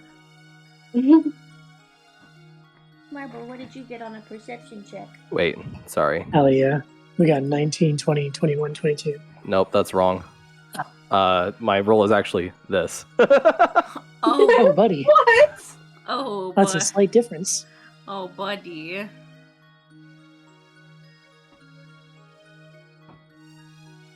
Hey, if it makes you feel any better, I rolled a natural 3. Yeah, so, Johnny, Vivian, and Lysel, as you are traversing across the ice again, moving very cautiously, over to prevent any horrible accidents and stuff, you feel a rumble in the ground. Oh dear. Oh dear, indeed. I'll point it out to the rest of the group. I'll tell people to start spreading out. Yeah, everyone sort of fans out, trying to not keep very close to each other. Some individuals kind of like cower within the back of Misha and Lev's caravan. I will also hold out my hand, and I will say the forbidden words, and I will summon an adult male bull hippo 60 feet away from us in the sort of direction where the rumbling is happening, and I'm going to make it stomp around and make a whole bunch of noise. Peace offering.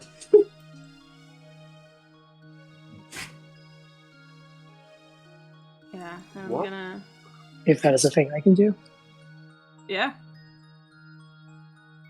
I mean, you don't really need to make it do anything. It's a fucking hippo. It's probably already making a fucking shit ton of noise walking around. Yeah.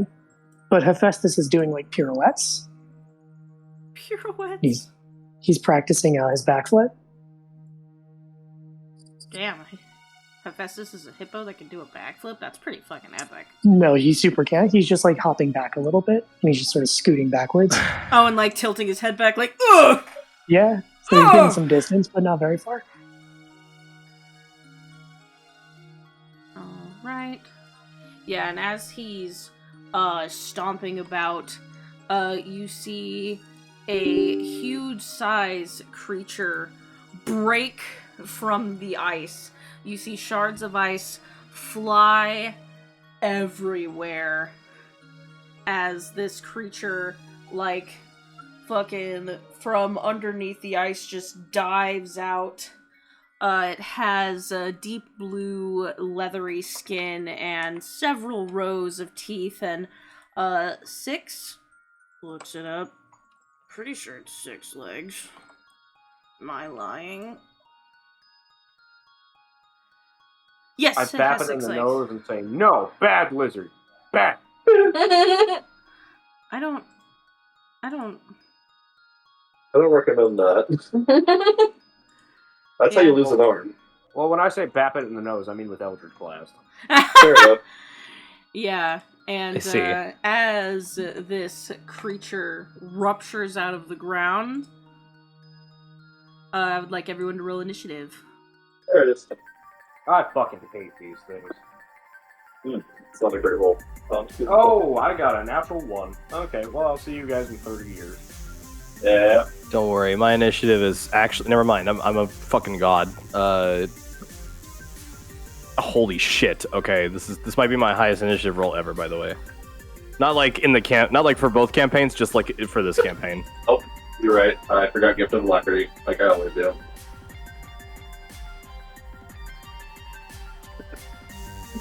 Where'd mine go? Like I said, I'll see you guys in 30 years.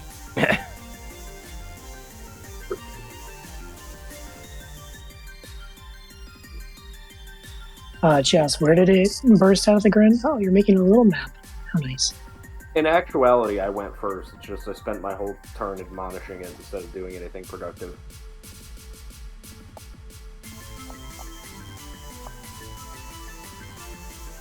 There's a lesson to be learned there, but I'm not sure we're going to get it.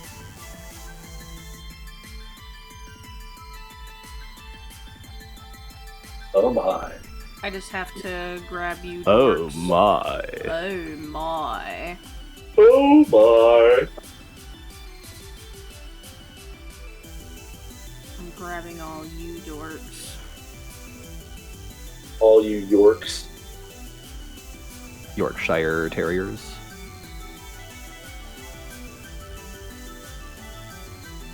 I was thinking more like Yorkowski. Scourge of Ice Fishers.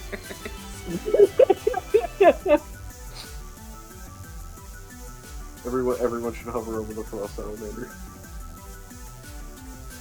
Oh. Oh my god, Frankfurt! Oh.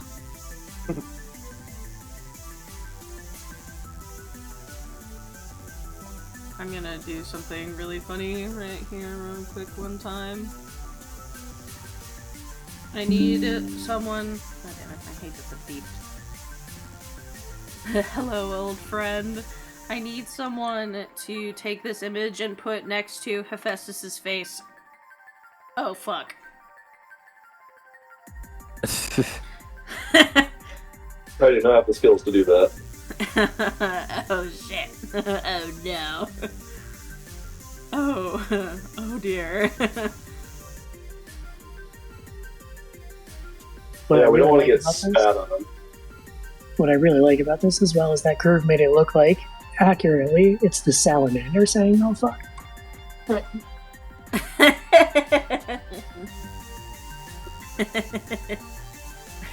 Oh, fuck. I hit out. No. My greatest weakness. My greatest weakness.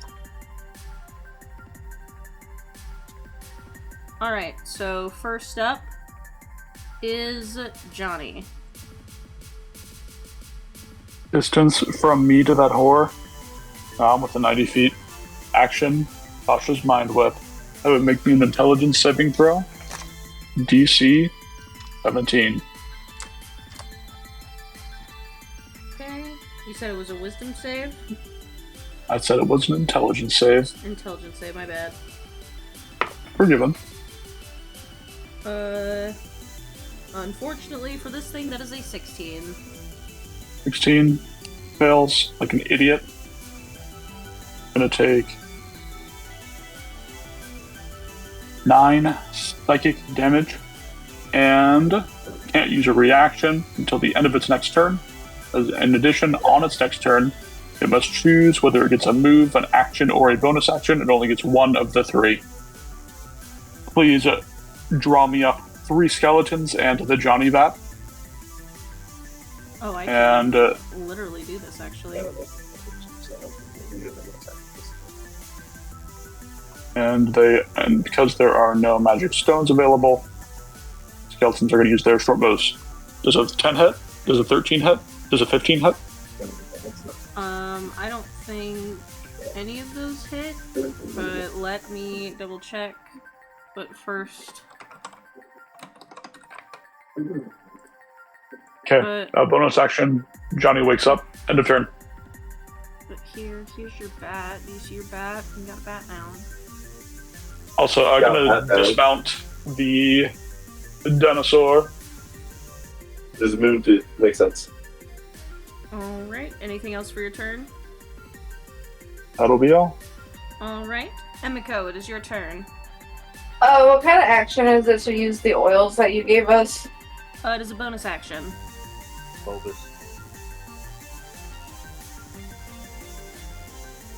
And we were told these things were weak to fire because of some check we made, right? Yeah, they are weak to Yeah, makes fire, sense. however, hitting them with fire, also, like, they are vulnerable to fire damage, but hitting them with fire damage bolsters them in some way. Okay. More dangerous is what Xander said. Yeah, it makes them more Okay. dangerous. But they are So susceptible I'm not to it. gonna do that right now. Okay, so does the 17... I'm gonna run up to this thing. Am I close enough? Babe, can you close that? Sorry.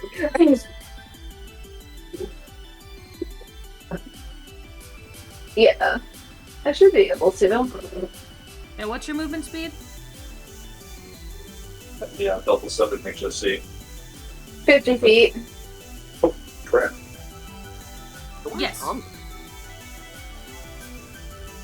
Yeah. Okay.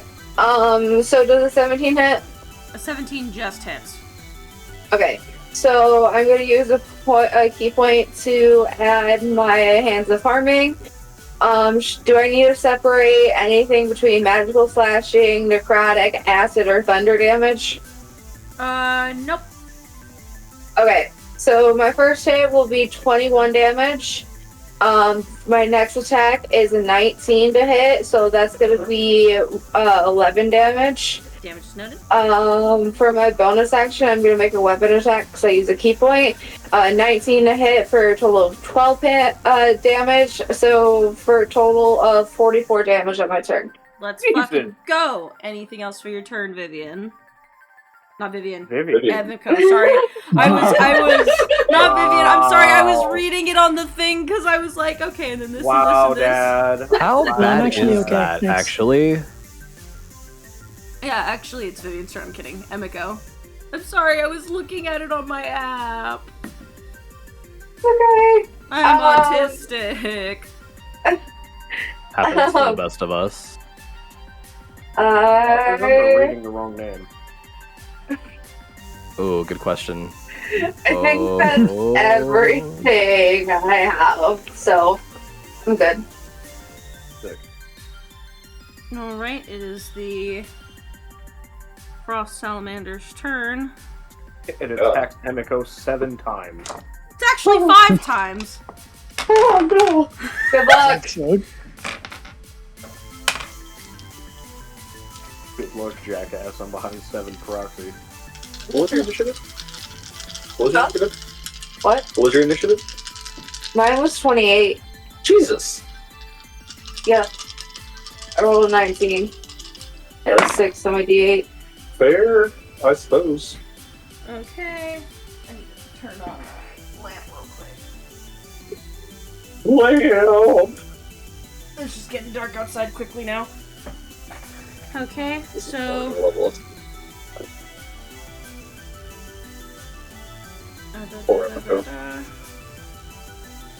First attack is a 27 to hit.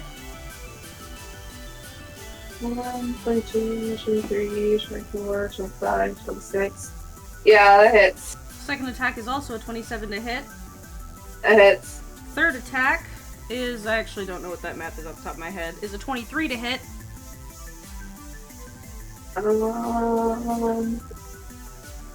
Yeah, that hits. Fourth attack is a... Oh, I accidentally moved it. Is a 15 to hit. It will miss. Holy crap, it missed. And then the last one is a 18 to hit. That'll also miss. Alright, so 3 of its attacks will hit. I'm assuming this thing does full damage. I actually do not think so. Oh, shit. It's just ouchie damage. Yeah, it just hurts. Do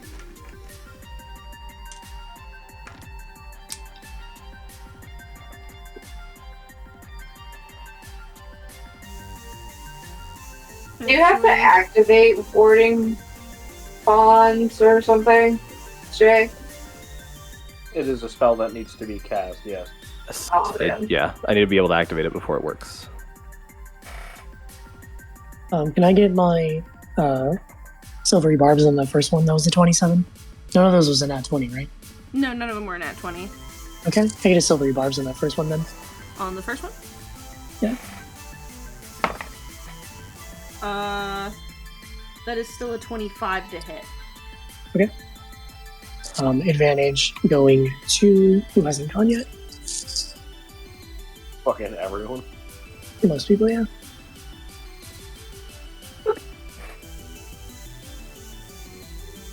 Advantage going to Jay, Jose. Why not? Okay.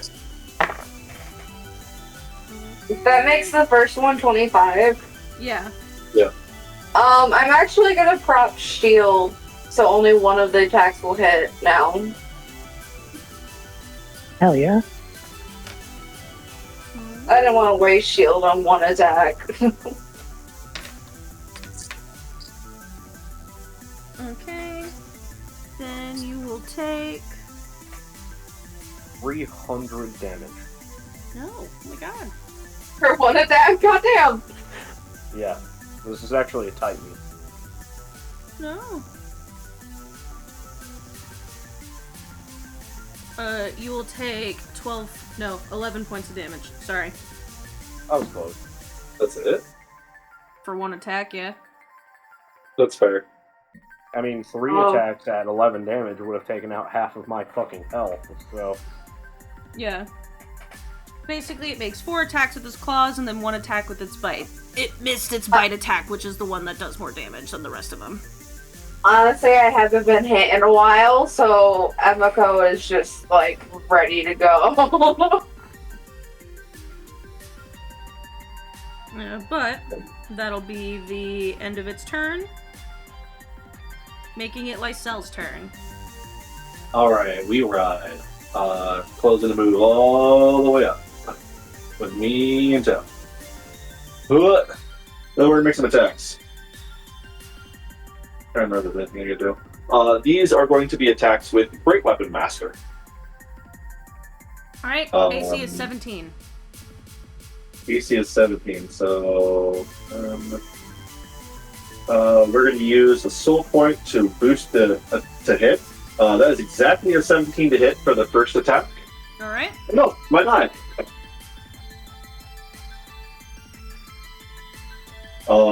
And then we'll do it again for the second attack, and that is above a 20 to hit. We're going to use my bonus action to mark it with Reaper's Mark. Alright. And we're going to roll some damage. What's your soul die right now, Dakota? It's only a D8. Okay, thank you. 18, 20, 38, 41, 45.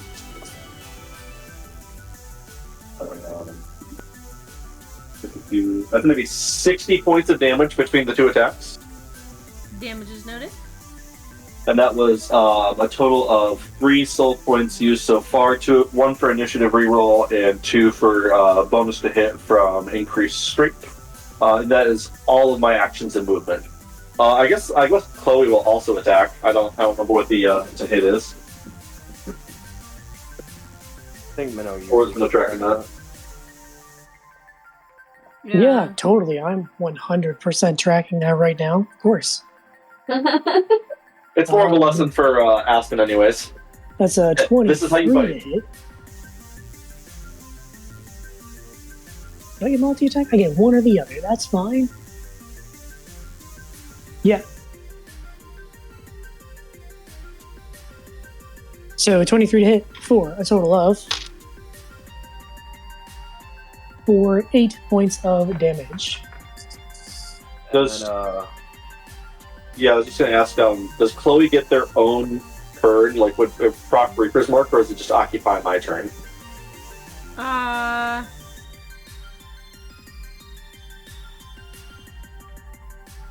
Traditionally, we've just had it go on your turn because that is also their movement that you're using.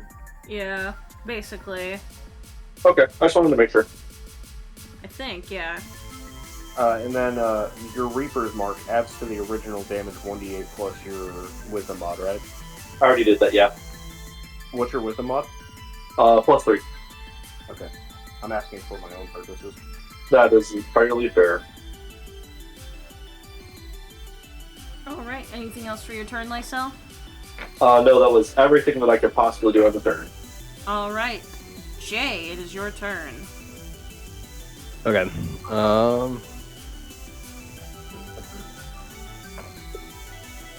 Let's see. Yeah, this looks to me like a buff fight. I don't know about you guys. Riding Seymour, we're gonna go 5, 10, 15, 20, 25, 30, 35, 40. Wait. 40 would be here, I think. I can argue that No, I'm not. I'm on this square, technically, because I'm on the same square as Seymour. Shit. I'm just out of range. That's insane. Oh, but Seymour can fucking dash. I don't need him to do this other shit. So Seymour's going to dash up. And then from my position, I'm going to go ahead and warding bond Emiko. That's going to be my action. And then as a bonus action, I'm going to cast Shield of Faith, also on Emiko. So you have an effective +3 to your armor class, and I take half of the damage that you take. Okay. Is that 2 spells? Yes, it is 2 spells. Oh, you're right. I forgot. Can't do numbered spells. God fucking damn it. I hate that stupid fucking rule. It's fine. It's a thing I'm never going to be able to get over. Bonus action Billowing Cape, because I literally have no other bonus actions, and that's the end of my turn. Okay.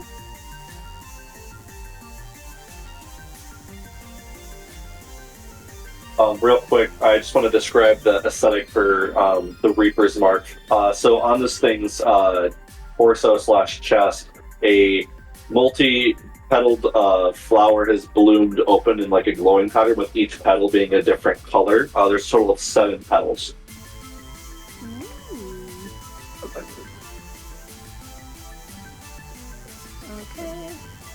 Sorry, I removed myself from Tabletop Simulator for a second. Vivian, it is your turn. All right, so Vivian is going to look over at this big beast. She's going to decidedly stay right where the hell she is.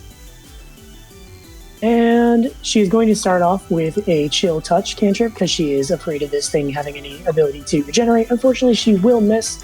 She will then summon, I don't know, let's go with a wolf next to her, which then shoots out a beam of light, which will hit for 11 points of radiant damage. Hephaestus is then going to bite, but he is assumingly going to miss with a 15. But he will then hit with a 25 for 10 points of damage as he stomps. Stomps. And how deep is the snow? Well, right now you are on just ice. Oh, we're in ice fields. Rats. Okay, yeah, that'll be my turn. Alright. Xander, it is your turn. I put my stuff in chat. I thought I left my phone in the kitchen. I'm an idiot.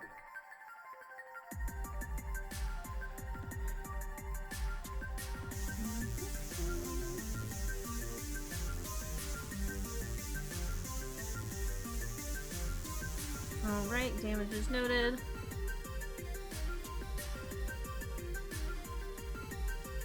And for the sake of our listeners, I casted Eldritch Blast and one of my beams missed, so nothing exciting. Oh, I am Xander. I cast Eldritch Blast and hit once for 17 force damage and 3 bludgeoning damage. He goes 15 feet in the air and takes 5 fall damage. I end my turn. How the damage applies to Xander's attack is one of the petals, whichever color is set. Let's say for Xander, it's going to be a emerald green, pulses throughout this creature, causing it harmful effects. Oh, also, creature's prone now. What? Alrighty. Oh yeah, if you fall far enough to take damage, your ass is prone.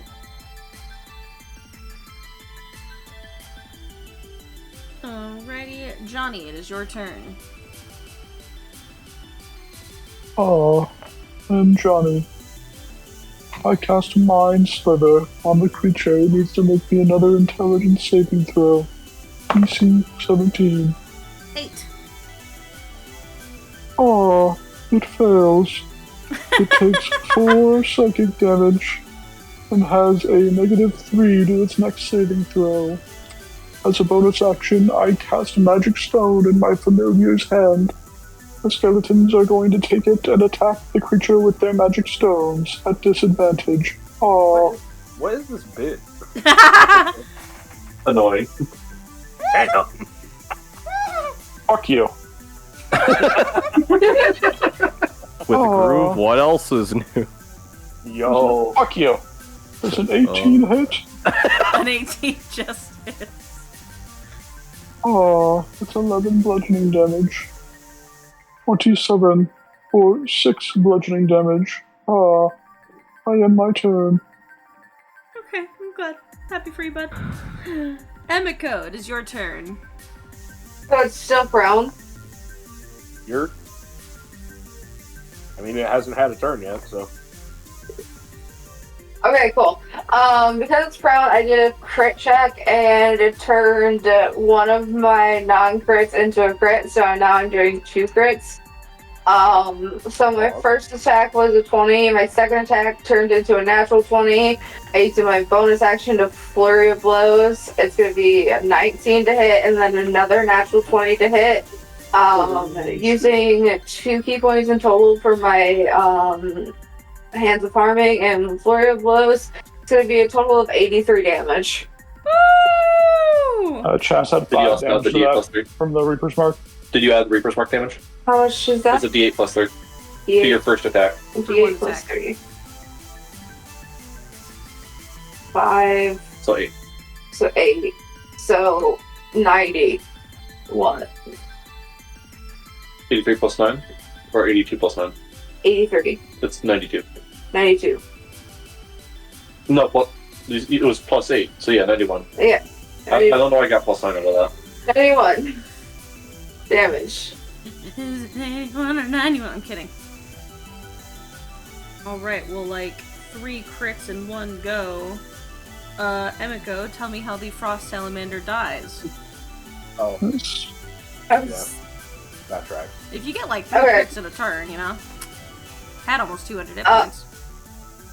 Okay, Emiko's gonna like watch it like go up and down with Xander's hit, and then as it hits the ground, she's gonna jump on top of it and lands a whole bunch of blows on this thing's chest and just like pummel it until it dies. Y'all ever watch middle schoolers fight when one of them tackles the other and then just like hammer fist the other guy in the face over and over? Every day. Yeah. Every day? I was in middle school. Why every day? Groove likes to watch those Twitter Because I'm in middle threads school? of people. Shut up, Groove. No, you're not.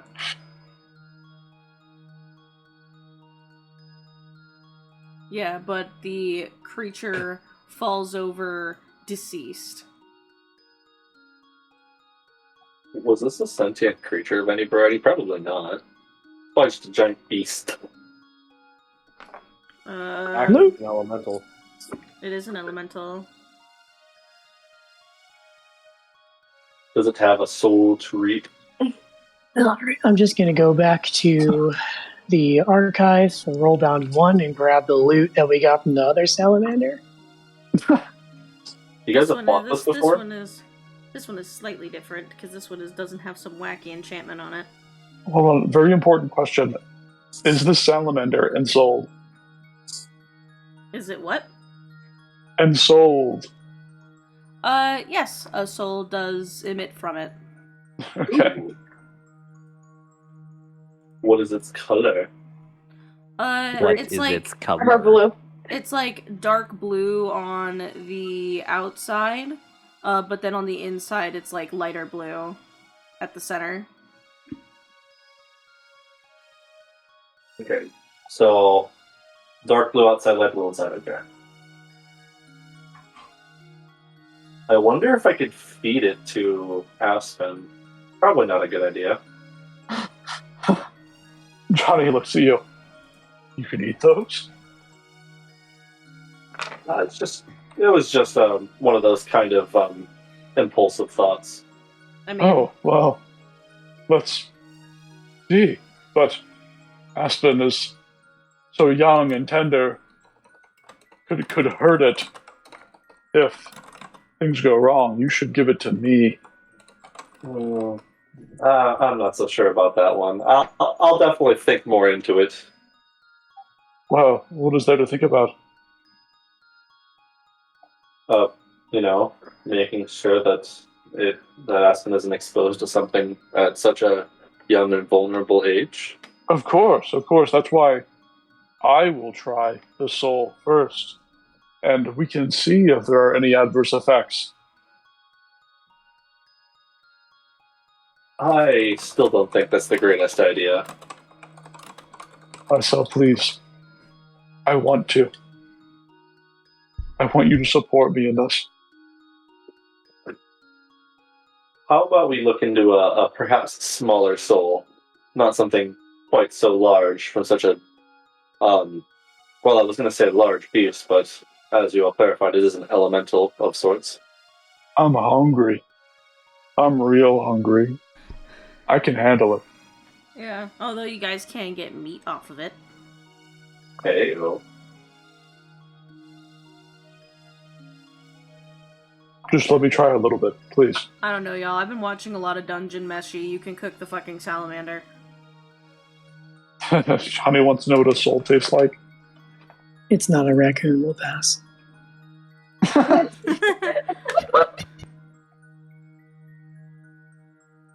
I could offer you the other soul that I'm currently harboring. Oh, what soul might that be? Do you remember Aro?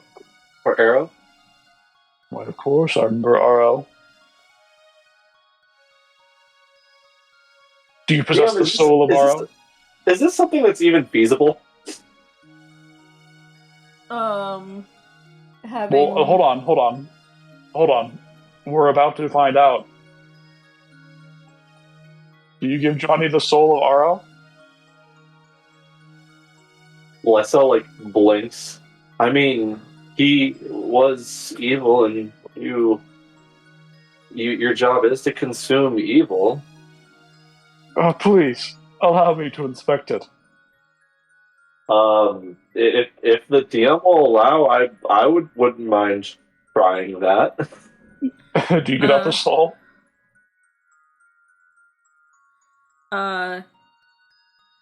Lysel, what way would you channel your energy to allow this to happen?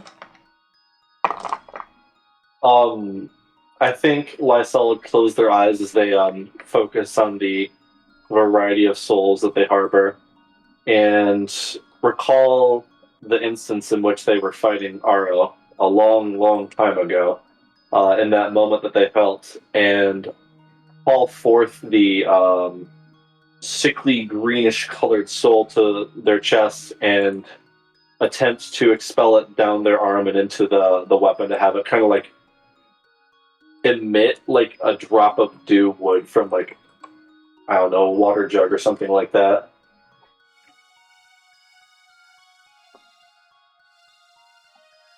Alrighty. I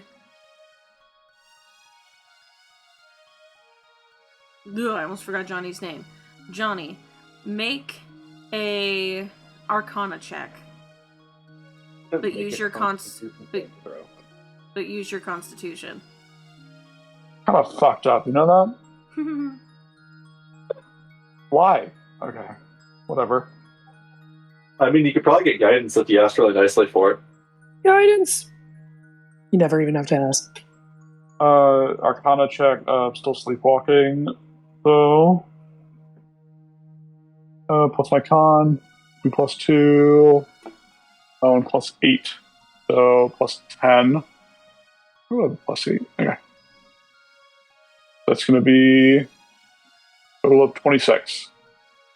Yeah, so basically you kind of reach out to Lysel magically, and this green essence Oh no. pools... Sorry, it's not a 26. That's a 25. Okay. No. Not a 25. 23. Okay. What the hell is going on? My thing displays it weird. Does that pass? Yes.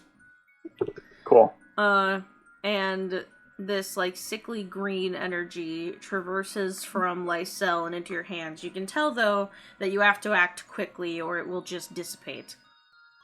Home.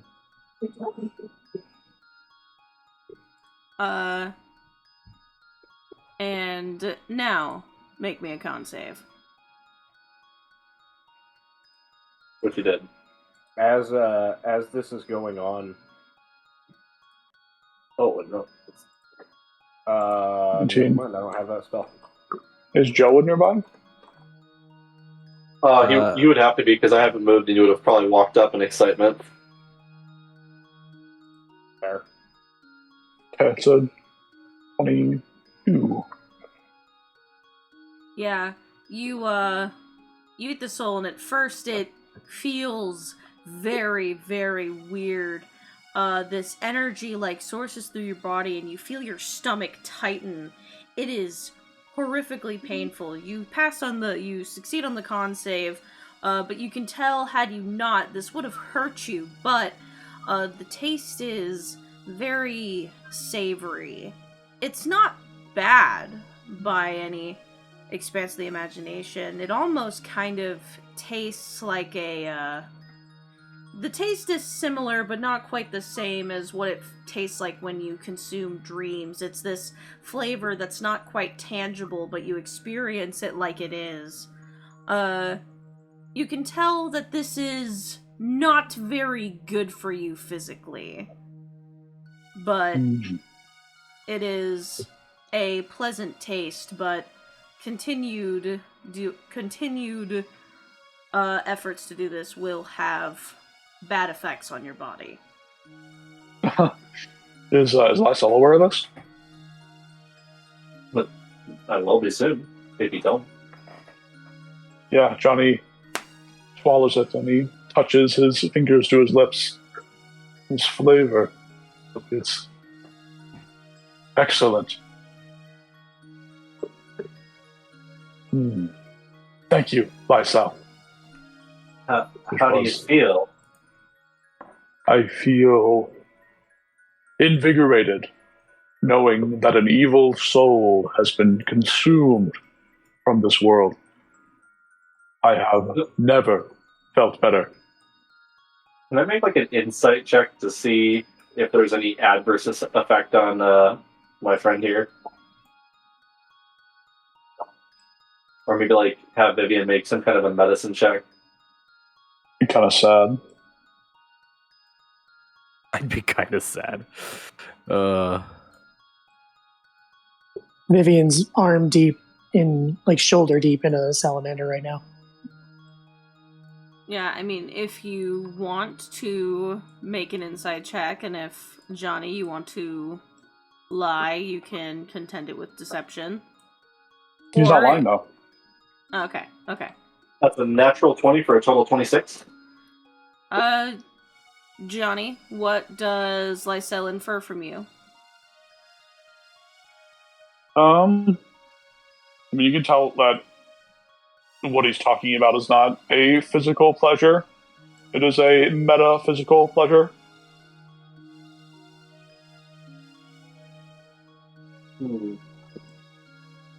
I think I probably won't be divulging any further souls to anyone or anything. I wouldn't want to risk anyone getting hurt.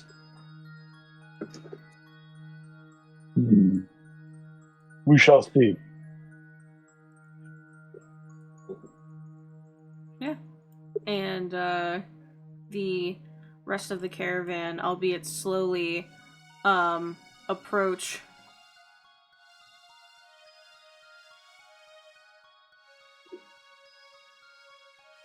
Get moving. Get out of here. Take this thing's meat, its hide, its money, its children, its house. Let's go.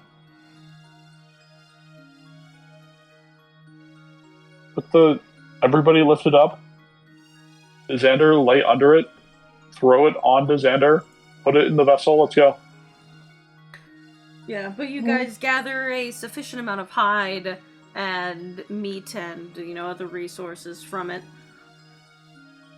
And continue on, leaving whatever is left. The snow picks up in the coming hours. And gets very heavy and intense. Causing a very slow progression to make sure that everyone remains safe. Yeah, you guys did get a bag of holding fairly recently. Dusty just licked my microphone. I'm sorry if you guys heard that. What the hell? He said, "Mwem."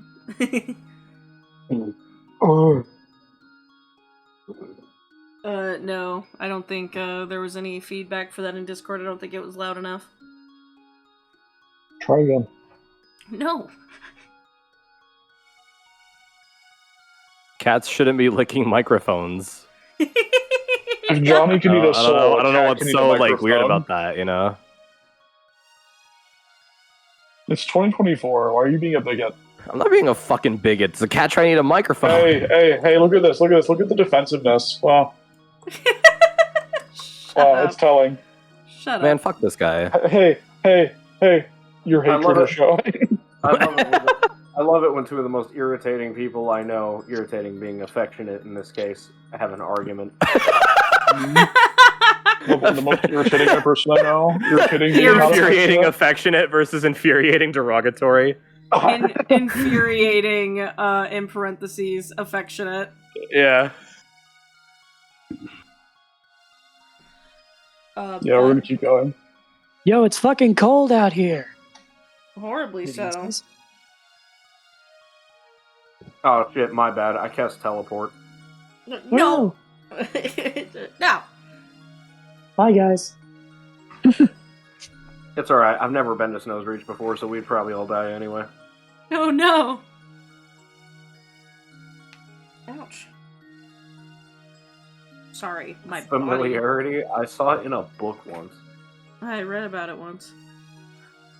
Yeah, and as you're traversing through the snow, I would, as through the snowstorm, not snow, because you're still in the ice fields, I would like everybody to make me a perception check. This one will be at disadvantage. For sight. Hey, natural one, let's go. Okay. Wow. Those are some fire rolls. I rolled a 1. You said disadvantage on this perception check? Yeah, because you can't. I was about to say, why would I even try? But then I got, like, an okay-ish roll.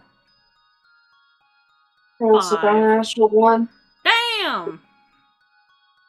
I rolled an 18 and a 20. I rolled a 1, I rolled a 1. Fuck! I cast silvery barbs on Lysel. Hey! It's really funny because Emiko got 5 because she has a high wisdom modifier. I got 5 because I'm proficient in perception.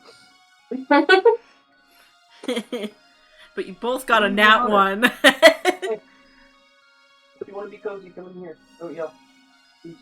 Thank you. Please and thank you. And just start screaming. Why would you encourage him like that? You know he can hear you. Yeah, but so Vivian and Lysel, as you're trying to like see through the snowstorm, your eyelashes are cold and frozen solid with the blistering cold. The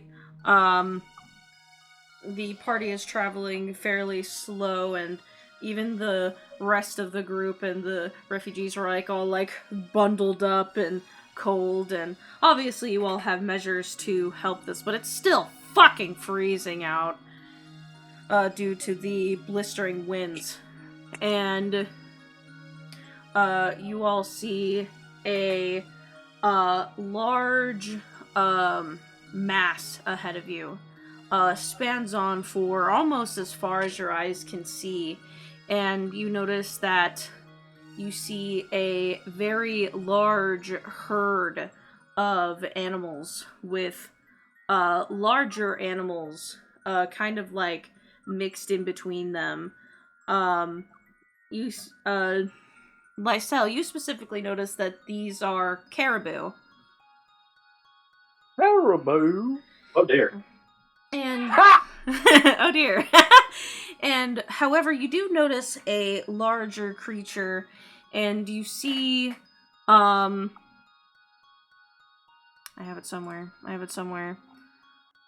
It's a fucking Caldas, by the way, but I was gonna find the actual reference image and then repost it in chat, but y'all remember what it looks like, I hope.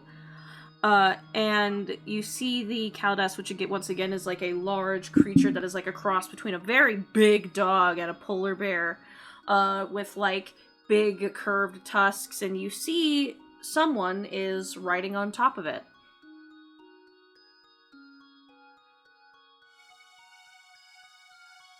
Hey, there's one of those creatures you were telling us about earlier, Xander, and I think I can see someone on top of it.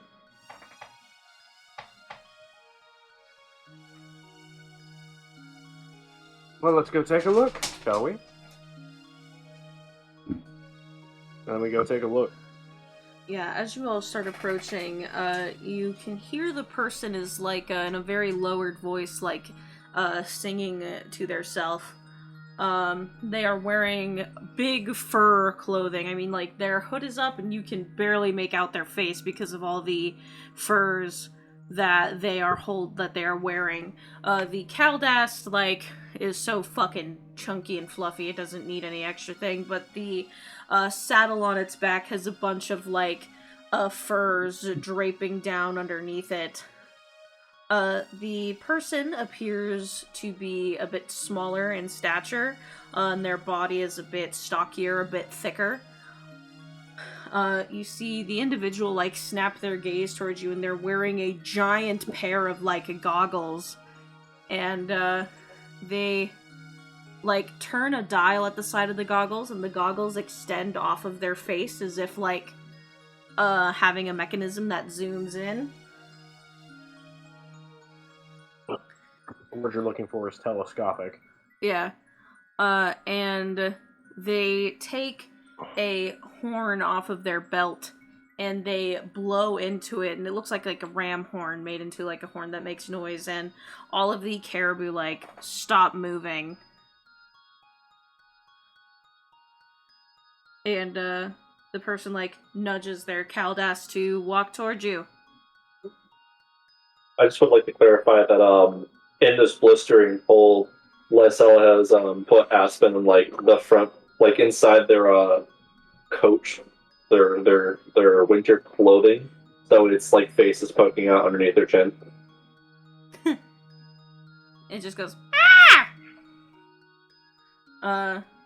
But the person approaches and says, "Hello, I am sorry for disrupting your path. Are you in danger?" Not as far as we're aware. Well met, stranger. We are the Silver Lining. I am Prince Xander of Petrus. It's a pleasure to make your acquaintance. Well met. Tell me... Oh, sorry. They just greet you back. You can continue. Tell me, what be the manner in which you lead these beasts? Unfortunately, their natural habitat has been compromised. I am here to help them migrate to a safer destination. Oh, I see. Well, there's quite a lot of them. Must have been, a rather large swath of compromised territory. It's less of the entire territory and more of their route that they take to come and go from said territory.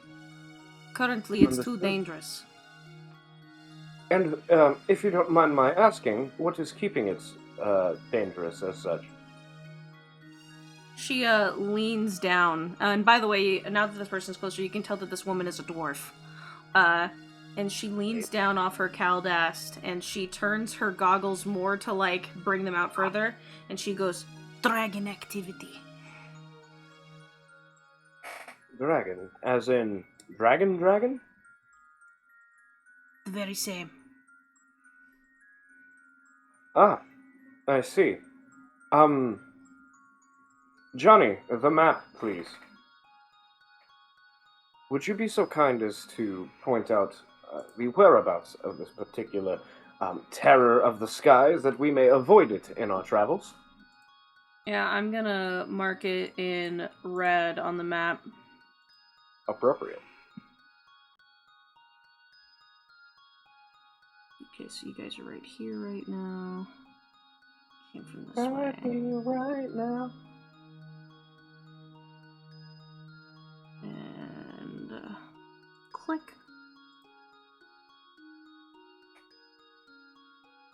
Ah, yes, I see. Well, we shall keep an eye out whenever we head in that direction.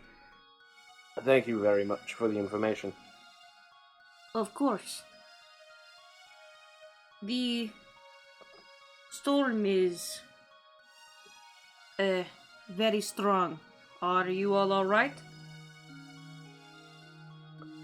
We were actually on our way to Icewind. It's been a somewhat slow journey thus far, but we seem to be managing quite well.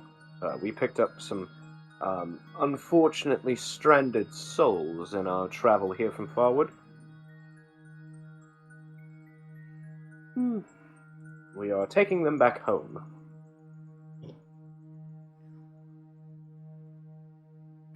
Well, it is coincidental that I am going in the same way over the ice fields. I know a way to get out of them quicker. Would you like a guide? I think we very much would. That would be very kind of you. Would you require some sort of compensation for this guidance? She holds out a hand and goes, "No need. It is my job." Right, but typically for jobs you get paid, so... And I get paid by the city of Icewind and Snow's Reach to do what I do. Understood. Well, thank you very much for your service. We are currently, and Xander, tells her how many people are with us. Will that cause any issues for you? No, just as long as no sudden loud noises, you'll spook the caribou. Understood.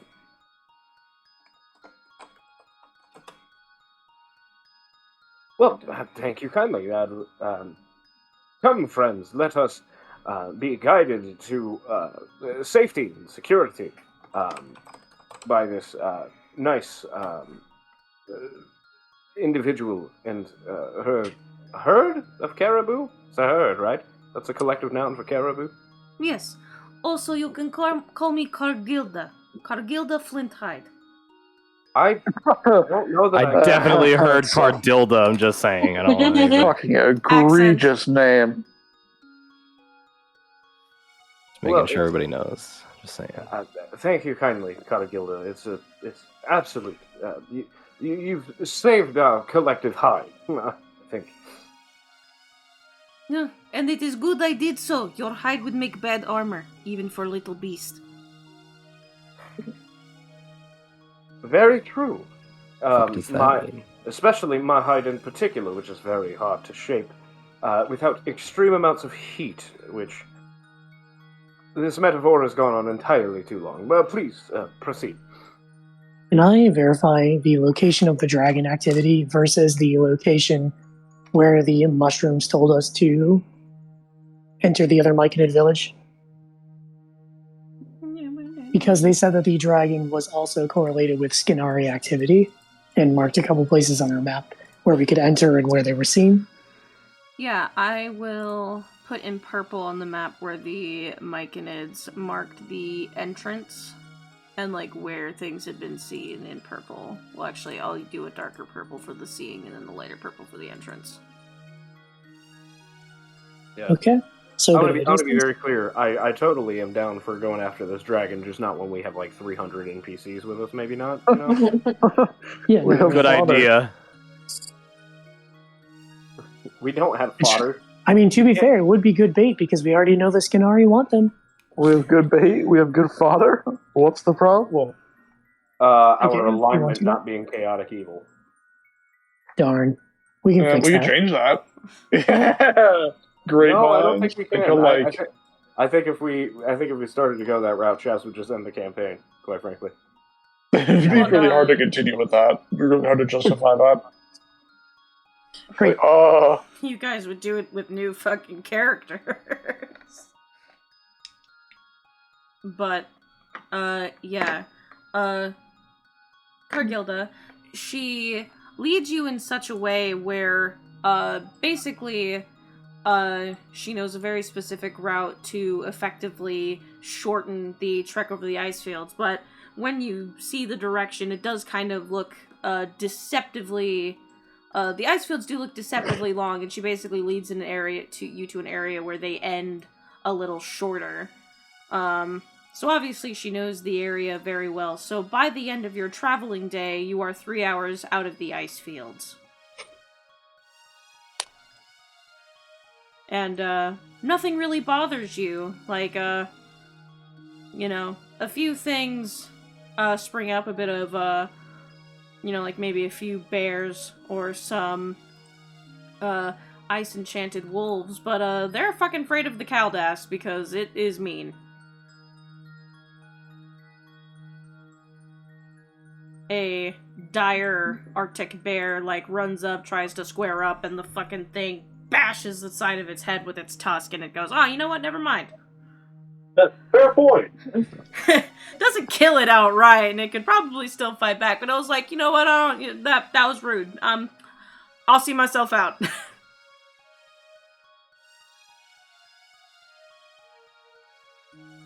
And, basically near the end of your trip. Yeah, basically you know what?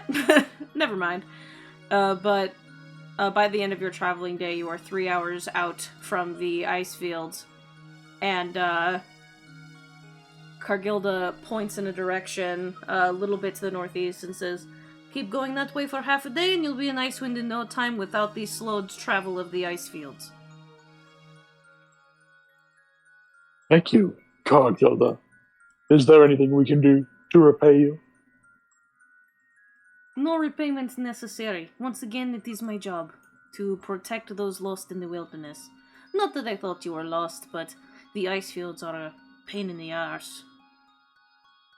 Oh, I shall not forget you for as long as I live. Yeah, and she nods with a very, very gentle smile and says, but you know what you what you could do for me? Oh.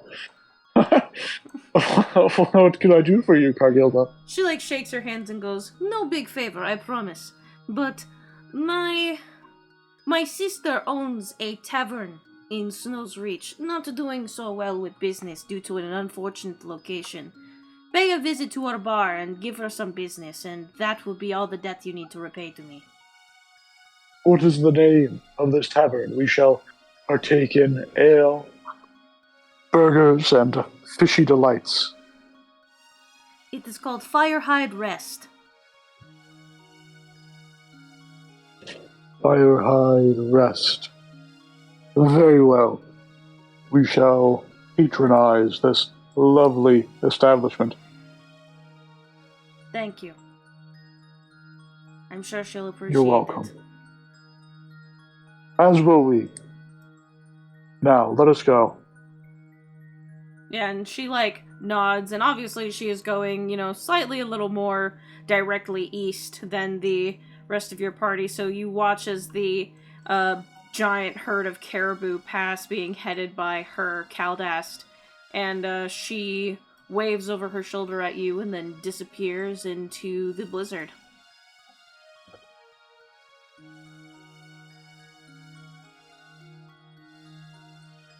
We keep going.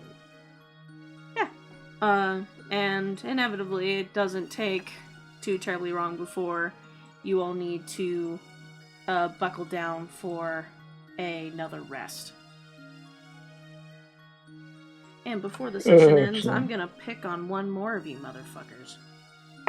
Oh, before the session ends as well, how many days have we been traveling in total? Let me look. And what do you look? 10. 10? Okay, I get 10 casts of Finders Keepers.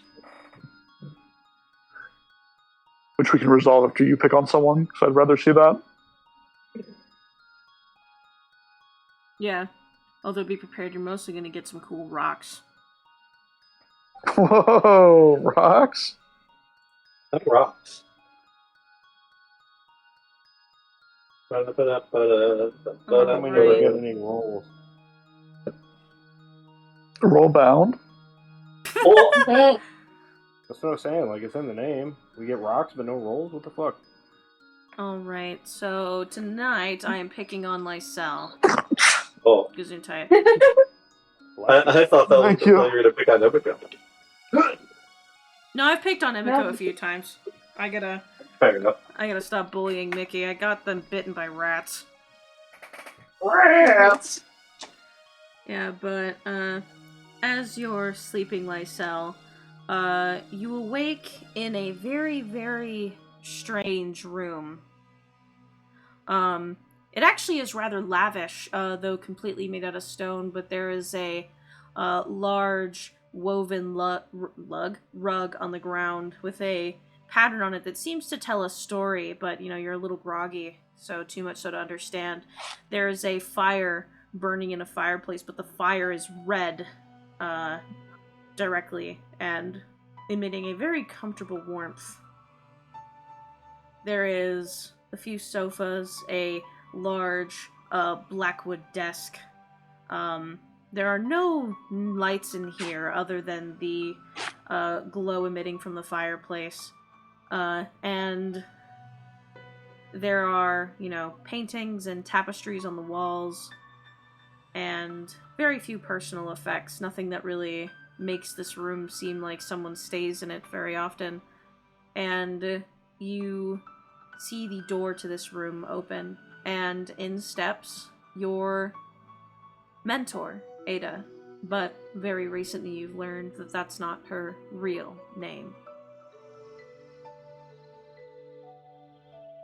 I think Marcel's gonna walk over to where the fireplace is and just kind of warm themselves for a moment before looking over at their mentor. They kind of get a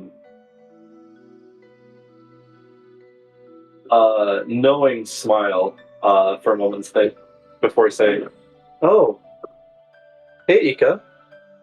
I believe that's your real name." For clarification, it's pronounced Ika, but she'll say that Okay. sillily. I guess I forgot that people in the material realm revere me as some sort of god of sorts. It's easy to forget when you've been alive as long as I have. Are you not?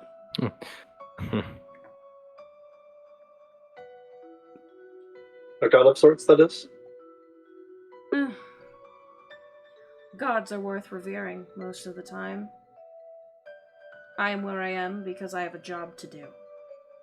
At least that's the way I view it. I'm a general. You have an army then?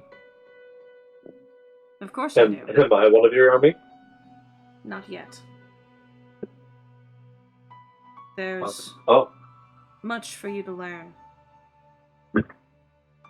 But since you and all of your comrades have got my attention, I figured it's time I speak with you this way and be honest with you. If I have caused you pain, it was not intentional. I'm sure you had your reasons. I mean, after all, when you took me in, I was really barely anything at all. I would give yourself more credit than that. Even when we are not born, even when we are simply souls, we are always something. Even when you were a small fledgling spirit wandering through the aether spine after just being formed, you were someone.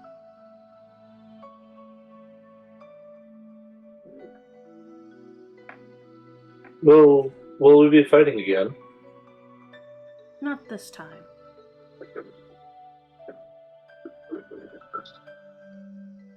But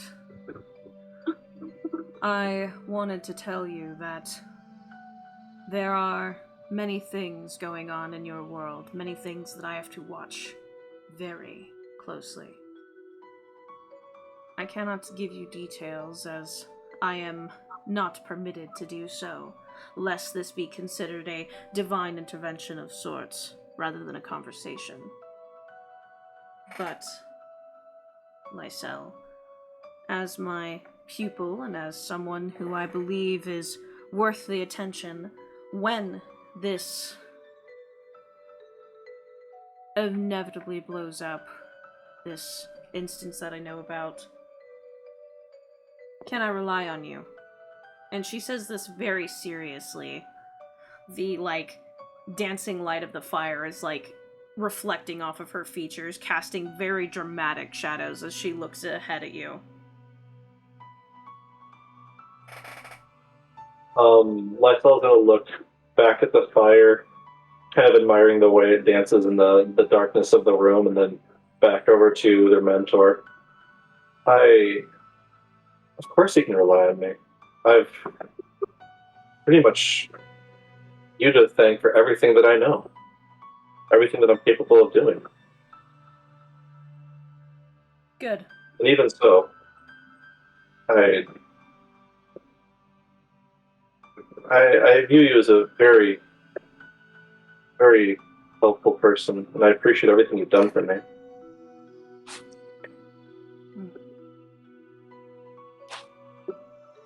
She, her eyebrows, furrow, and you can tell that she is trying to resist saying something.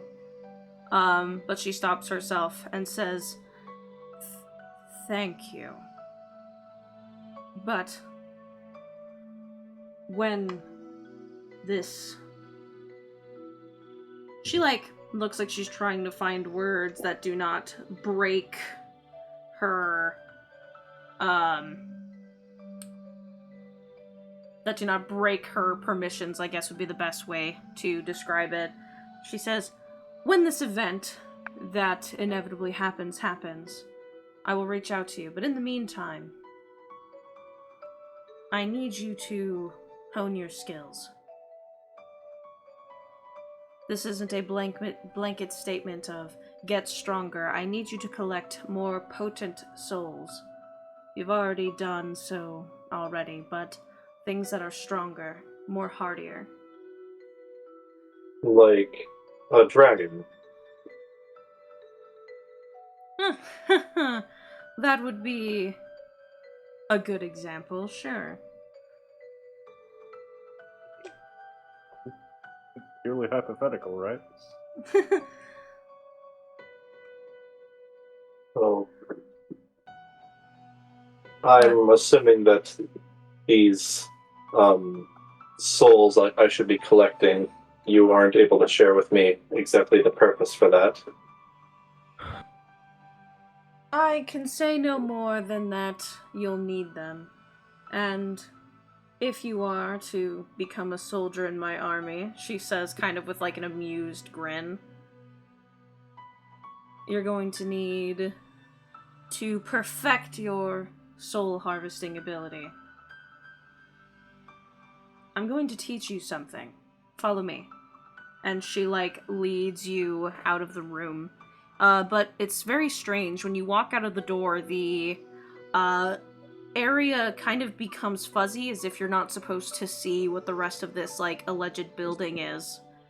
And then it seems like within a few footsteps, you are out in a kind of training ground kind of deal. But again, the area around it is completely blurred.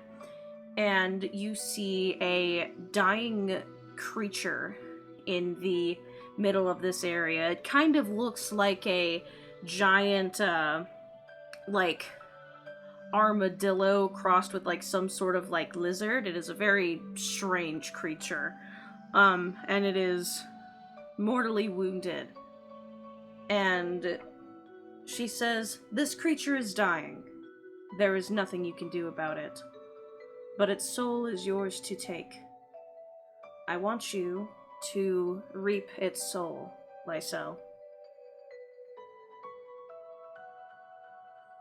Lysel nods and conjures forth their billhook using their Reaper abilities before dealing it a lethal blow. Nice, simple one. Nothing fancy. Yeah. And Lysel, I would like you to make me 2 Constitution saving throws. 2 Constitution saving throws. The first one is going to be a 15. That just succeeds. You see the end of your bill hook start to have blood from the creature travel up, and you see a glowing red essence come off of the blood as well and start to seep into your bill hook. And you hear Aika say, "Good, but you narrowly missed a vital part. Continue, and I'd like you to make me the second con save." The second con save is going to be a 21. Yeah, and you see the light grow even more fierce and travel into your billhook, but you feel your weapon suddenly grow very, very hot. Almost too hot to touch, but you hold on to it, and you see this, like, fiery red energy go up into your weapon and then into the dancing colors underneath your skin, similarly to the way you normally consume souls. And Aika is watching you very intently. And with a snap of her fingers, the creature disappears as well as the color. And she says,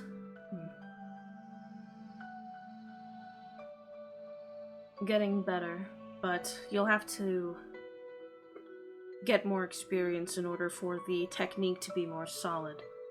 When you are reaping a soul, make sure you concentrate on it. If it's a creature you killed, remember what it did in life. Remember its pursuits to stay alive, and the efforts that it made to keep itself from its inevitable demise to your blade. Understand?" Yeah, I believe so. I've had thoughts like that before, but I didn't know that it was as important to keep track of. I'll have to do better with that in the future.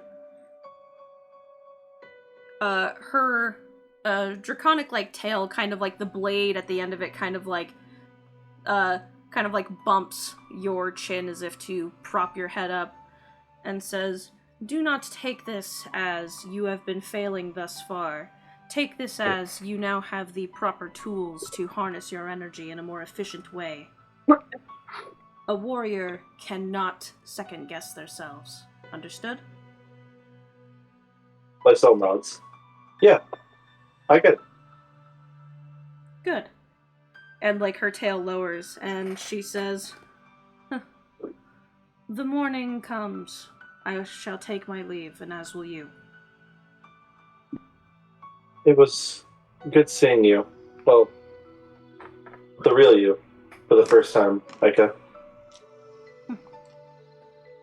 Fare thee well, Lysel. I shall get in contact with you as soon as I am able.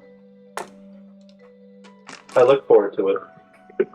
Yeah, and the world starts to like swirl and melt away, and you see Aika walk away from you with her wings folded closely to her back and her arms wrapped around behind her back as well. And then you wake up. But when you wake up, you feel shockingly out of breath, like you've been holding your breath for several minutes. And I believe we will end session there, as it is night.